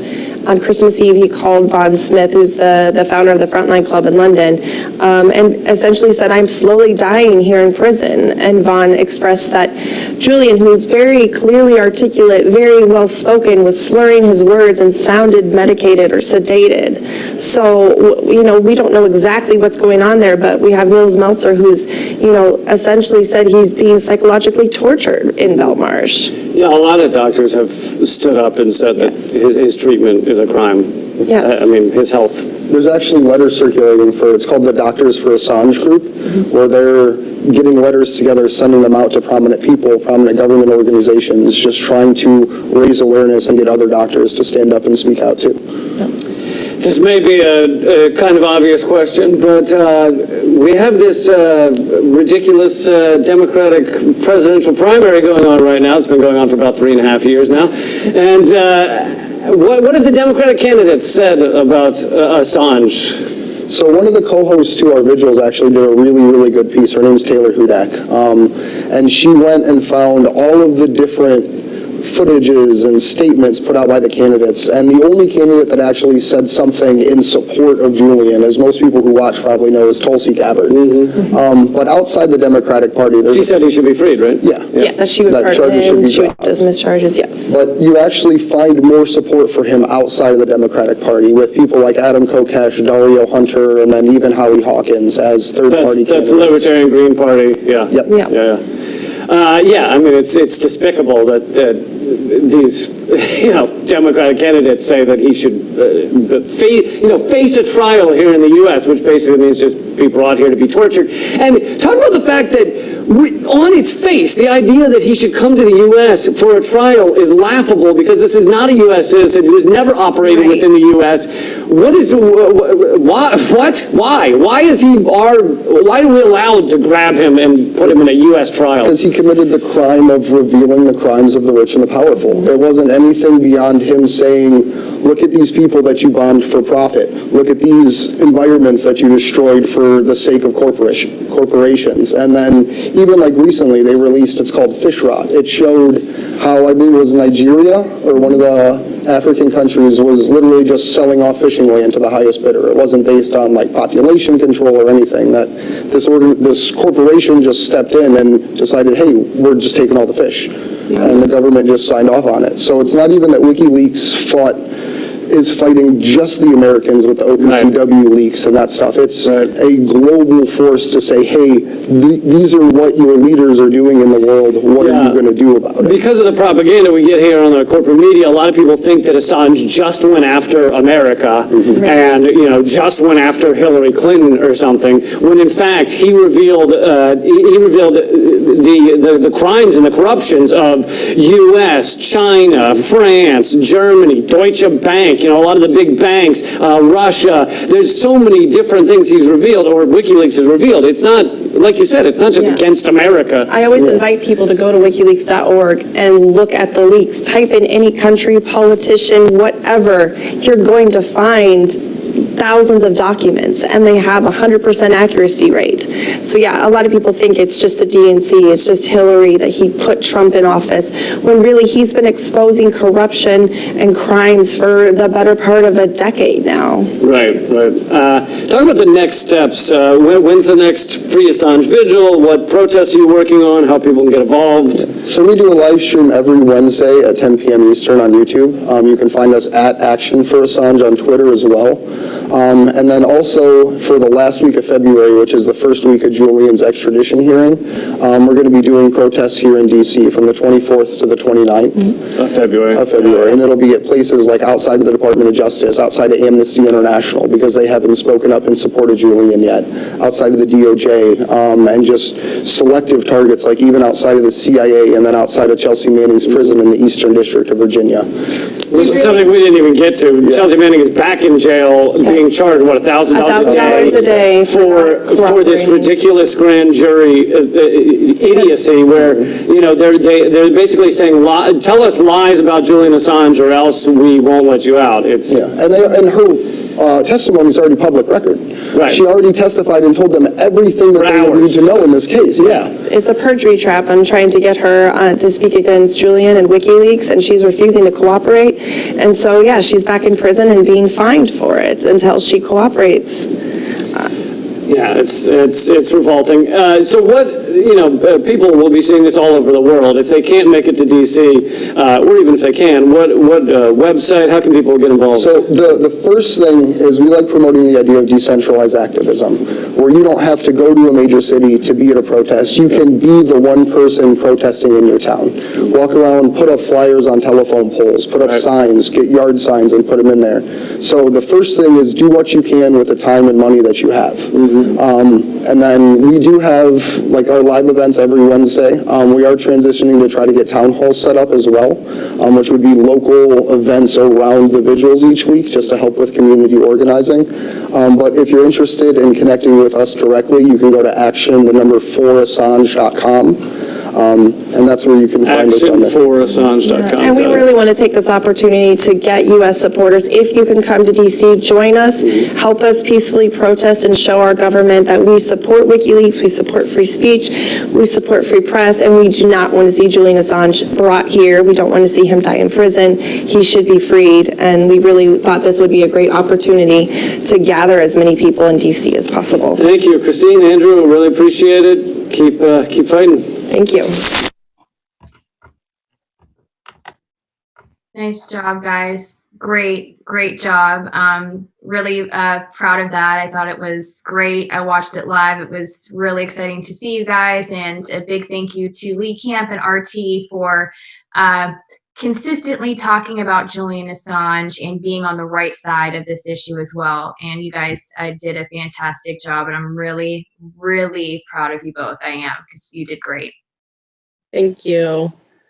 I recently did a video with Pierce this weekend, and we talked specifically about, isn't it interesting that RT is one of the only bigger media conglomerates that will give us a voice and give Julian Assange accurate reporting. We were just really thankful to connect with Lee and be invited to come onto his show, and really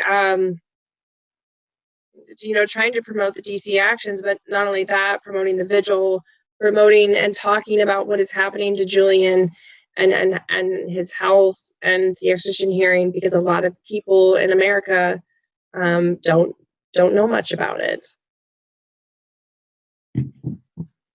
Right, exactly. And I mean, you guys all of us are leading the way with the movement in the United States. And it's really important that be a very strategic and effective campaign. And with that comes an emphasis on not causing drama and not creating issues and leaving that out of there. Because when you start causing drama and you start causing problems, number one, that's typical of an agent. It's J-trig methods. It makes people not want to work with you, and nor should they have to work with you. And also, you're taking away from what's most important here, and that is saving Julian Assange's life and ensuring that he is not extradited to the United States.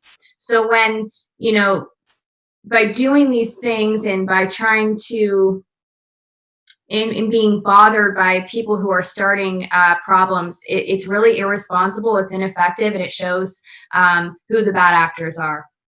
Yeah, I think we are, of course, in the last few months, we've seen a lot of that creep up. And I think it's only going to increase as we get closer to the extradition hearing. And I really advise people just to be aware and to not engage with the drama and not engage with the mudslinging, and really keep your focus on Julian. And this goes even as far as how you interact with other groups too. Because I don't want to point to any specific instances or anything, but we had some supporters that had an issue, that someone in a different group had an issue with them with, and I don't know the details, I don't know anything about it, but in situations like that, it's generally best to just let it handle itself, essentially.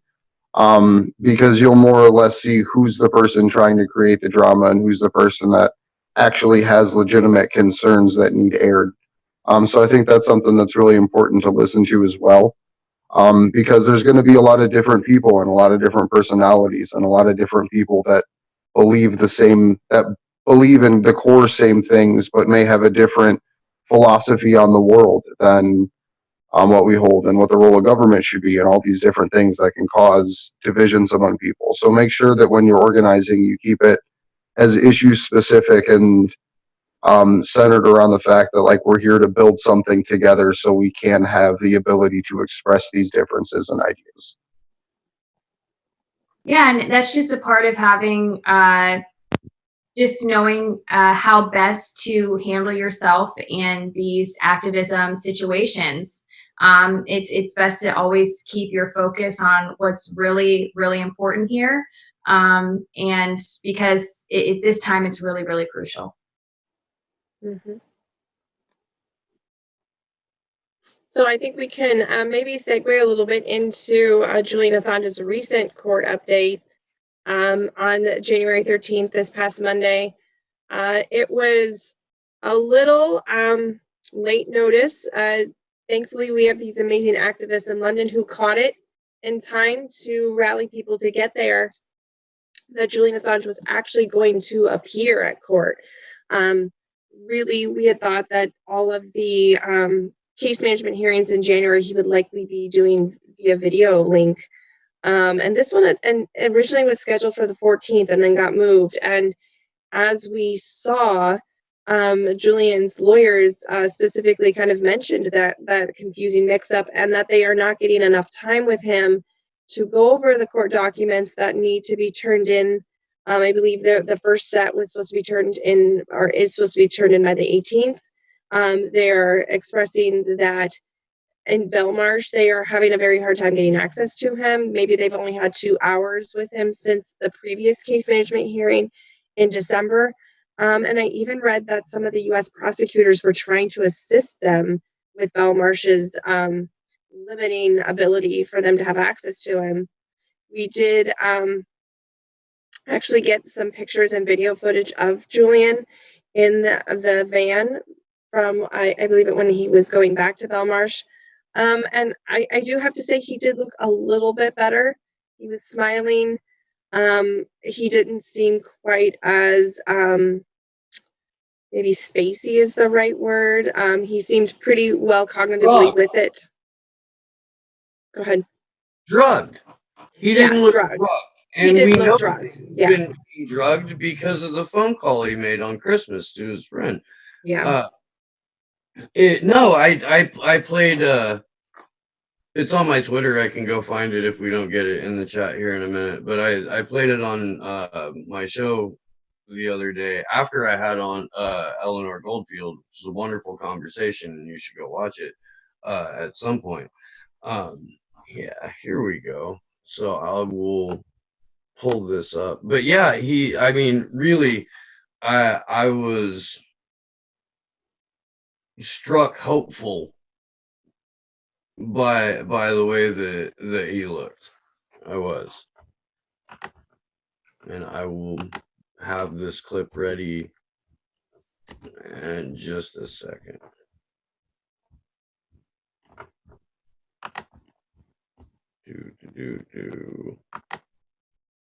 I wonder if my computer is going to behave this time. Let me give you some Nope. advice. Jesus. And like it's muted too, but it's still playing sound. Kevin! I was just gonna say, Kevin. All Kevin's fault. So, did we know if any of the reports came out that they had multiple decoy vans like they did at previous times where they had Julian out to actually go to the court itself? I don't know, because it didn't seem like they got any footage of him coming into the court. And from what the tweets I saw that morning, they didn't think he was there. Then all of a sudden he was walking into the courtroom. So I'm not quite sure what happened as far as tracking him coming in, but I believe this is coming out.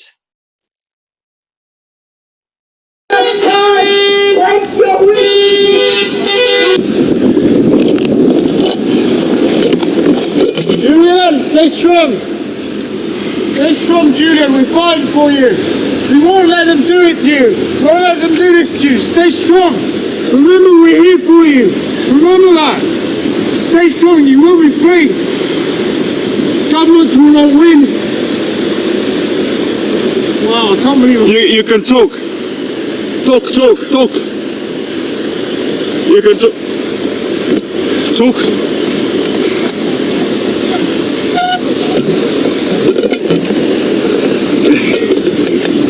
Stay strong. Stay strong. It's gonna be alright. Stay strong, Julian. Remember, we're here. We're here for you. We won't let them do this to you. Because your freedom is our freedom. Yeah, when I saw that video, it made me very happy that he was at least able to see that he was getting support. I mean, he was nodding his head, which indicated to me that he knew that that was somebody who was showing support for him. Although it does appear that he wasn't really able to hear what this person was saying. It seems that he did understand that this was a positive message, and he did seem encouraged by that, I guess. Mm-hmm. Yeah, even though, I mean, obviously he did look a little bit better. He did not look drugged. It's still really hard seeing him this way. And I think even hearing the supporter's voice in the background made it even more like just heart-wrenching that, you know, he is in the position that he's in. And we're just really trying to, whether it's by letters or people going to the magistrate's court and being there, really trying to show him that we on the outside have not forgotten him. No, and you're right. I agree. I still, every time I've seen that clip, I feel a little gut punchy when I hear what is being said to him with the full knowledge of why it's being said to him. And which, I mean, honestly, there's no excuse for anyone running for office to not feel that way. There's no excuse for anyone who supports anyone running for office to not want their candidate to speak up on Julian's behalf. And if we're going to be action for Assange, I'm going to continue to encourage the people that believe the progressive axiom, Bernie listens to his base and we can move him to the left, to please reach out to everyone in that campaign and move them to the left. I mean, clearly I'm not going to be the guy that does that. You know, I will ask for it to happen because I genuinely believe that someone needs to, someone who isn't getting Tulsi Gabbarded right now. And he's surrounded by people that at one point throughout their career have spoken up in favor of Julian Assange. Almost every person at the height of his campaign staff and the people directly around him, his media advisors, have all spoken up except now. Except in this time, they haven't. And that's the thing. That's the craziest part of the whole situation, is we can see the bullshit on the DNC debate stage. We can read the emails about how they time release stories and try to rig the framing of a debate. And then you see Julian in jail. And it's what you're not seeing on the mainstream media. And for like all of this to be happening at the same time, and for one of it to be held legitimate and the other one to be cast aside, like that just, like that's why we do this, is because there's no one else trying to make as much noise as possible about this As much situation. noise as possible needs to be made, and it's not just mainstream media. It's a disappointing number of progressive or independent or truth community or whatever the alt-right calls themselves these days. Like, And even when they reference the work of WikiLeaks, they won't say the name WikiLeaks for insert reason. Which would be inappropriate in any other situation. If a news organization were to break a story or publish something, it would always be the appropriate practice to reference that organization. That's extremely unacceptable for them not to reference. And you're right, they do it all the time. The only person who consistently uses the word WikiLeaks when she discusses Julian Assange is Rachel Maddow, and she sneers the word WikiLeaks because she will not say Julian Assange's name. He's always the WikiLeaks guy. Oh. And that's because over the last decade, there's been such a controlled effort to separate the name Julian and WikiLeaks. Because when you first engage someone that hasn't been paying that much attention, you said, hey, do you know Julian Assange is in prison? And they're like, who's Julian Assange? Like, I just moved to this town. Like, I don't know about that. And you're like, he was the publisher of WikiLeaks. And they're like, oh shit, he's in prison? Like, it's crazy. When I had one experience when I mailed a letter to Julian, the people working at the post office asked me if I was mailing a letter to my son. It was just really bizarre, and I was just like, no. Julian Assange is the founder and publisher of WikiLeaks, and kind of explaining the situation and then the campaign that I volunteer for. And eventually they were like, oh yeah, like I've seen him on TV. And then I brought up Chelsea Manning and started talking about that. And then finally they were like, well, why are these people in prison if they're telling us the truth? And I said, well, that's your government that's doing that. So yeah, it's kind of amazing that there has been this disconnect made, and that Julian Assange's name is no longer synonymous with WikiLeaks to some people. Or when you say his name, it goes to this sort of this rapist smear of this like narcissistic man who is put Trump in office too. So that's what I was gonna say. It can be the rapist smears. It can be that he put U.S. troops in danger smears. It could be that he didn't properly redact information and threatened U.S. relationships abroad smears. It could be all of these things that ultimately aren't true. Right. And we've seen countless time and time again. I think every time I've done any sort of Assange action out in public, I've either been berated by people or have people say, oh, that he's creepy, or how would you like it if your emails were exposed? And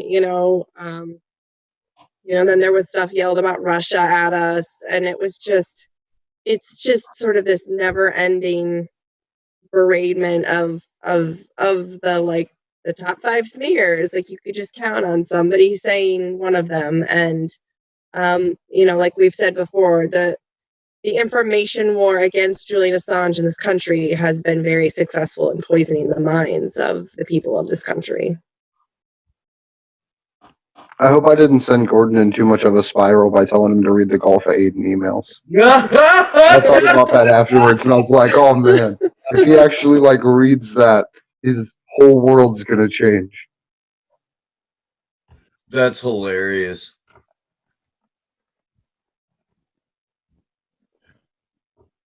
Yeah. So do we have more news that we want to be covering? I think we just have, last on the list is the call out dates for the actions. Okay. Yeah, there is the big a big action happening January 25th. Many of the cities are doing a solidarity action with yellow vests and are trying to incorporate yellow vests into their action. I believe in Australia is Melbourne, Brisbane, Adelaide, Alice Springs, as well as Wellington, New Zealand. I believe Austria is looking at getting a location. Ontario, Canada, Denver, San Francisco. So another big date coming up if you are looking for a date to do an action is January 25th.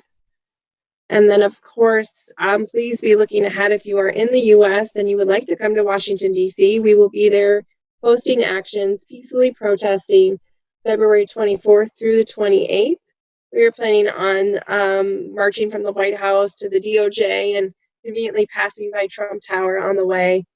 We want to go to some different media organizations in DC and kind of peacefully protest, but peacefully shame them for not covering this better. We also want to get out to Chelsea Manning's prison. Jeremy Hammond, I believe, is still there as well. And then also get to Capitol Hill Supreme Court. And then we are planning on ending the week back at the White House and the DOJ too, just to make sure our presence is well known. So yeah, we have a lot of plans in store for DC. If you cannot make it to DC, please plan an action where you are during the extradition hearing. It doesn't matter if you're in London or DC, you can still make a difference and still help educate people on what's going on and alert people that this extradition hearing is going on, because we can't depend on the mainstream media to accurately report on it. And another really good thing here in the Real US. quick, the 25th of January, I will be in San Francisco. Awesome. I'm going to be hooking up with Steve Zeltzer, who runs Bay Area for Assange, and we'll be streaming as much of that event as possible. He is prepared to put forth that week, the 24th through the 28th, as an international call to action. So expect events to be listed in correlation with the February 24th kickoff of the hearing. I would like to co-sign that. I think there should be an international day of action for that. And yeah, the Don't Extradite Assange campaign is calling for an international day of action as well. So yeah, we want to see actions everywhere, honestly. Yeah, and remember, like, if there's not a protest in your town, be the protest in your town. And Monday is Martin Luther King Day. There is parades across the country. There is organizer group meetups. And it's a great time to go out and build allies and to show that you care just as much about their issue and want to educate them also about what's happening and the issues that you care about. So I think that on Monday, it's a great way to find a way to reach out to your community. If you've been someone that's trying to figure out how to get involved, there's always community events based around Martin Luther King Day. And it's a great day to talk about the need for us to organize together. Yeah, it's important that whatever event, whatever, march, parade, or protest that you're going to, you incorporate the necessity to have a free press, or at least the veneer of the free press that we still have. This is always going to be about more than Julian Assange. And our ability to get and receive and to give information that runs counter to the narrative is vital.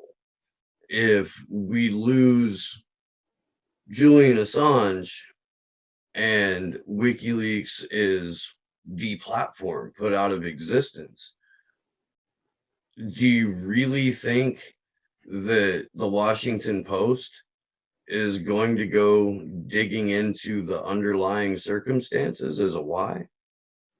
Or are they going to see what happened to him and freaking ball for the rest of their days. Right. They're going to do what the government wants them to do and wants to come from this case, and they'll do nothing. Of course. And I don't think I've talked about it in a while, but the power that the American government would gain for a legal basis would literally give them the ability to plug out almost any journalist from any institution for any national security stuff or wartime information that they published. That allows them to go back through history and say, we didn't like you, insert person, when you published this about the war in Iraq. We didn't like how you called out our WMDs. So the next time someone gets fired from MSNBC, they get arrested at the same time because they're violating the Espionage Act as laid out by Julian's case by communicating this information to the American public. So I think that that's something that's really important too, is they'll literally be able to walk out any journalist from any institution almost around the world for whatever reason they decide.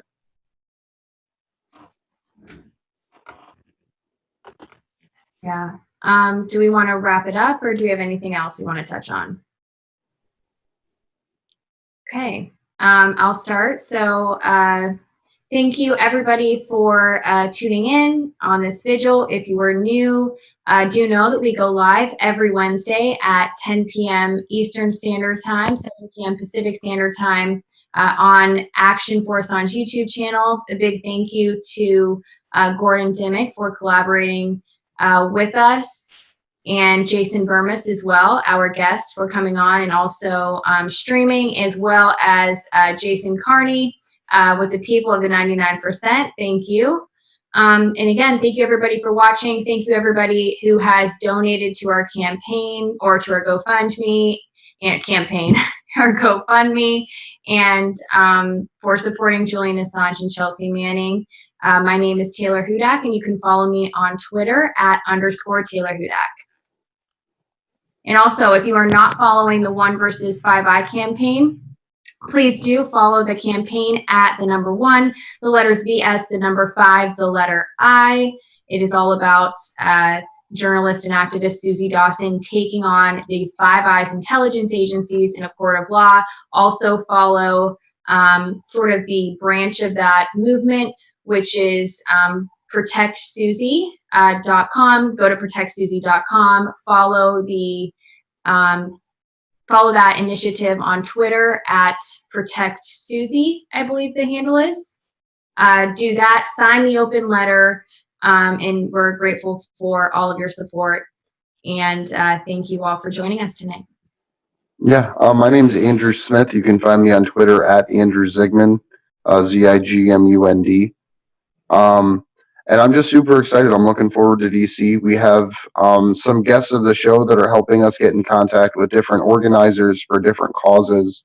So we really want to make this a showcase for what free speech actually can be if used properly, and the ability to associate freely. So I'm really looking forward to that. So I want to say thank you to everyone helping out behind the scenes to make this happen. Yes, we have an amazing group helping to plan DC and going through all of the intimate details of getting to these locations, what materials we will need, and how to make this a successful protest week. My name is Christy Doff. You can follow me at Christy Doff on Twitter. I'm really excited to announce this week that I am starting to do videos with Pierce SSC. You can find his YouTube channel, D Pierce, PEARCESSC.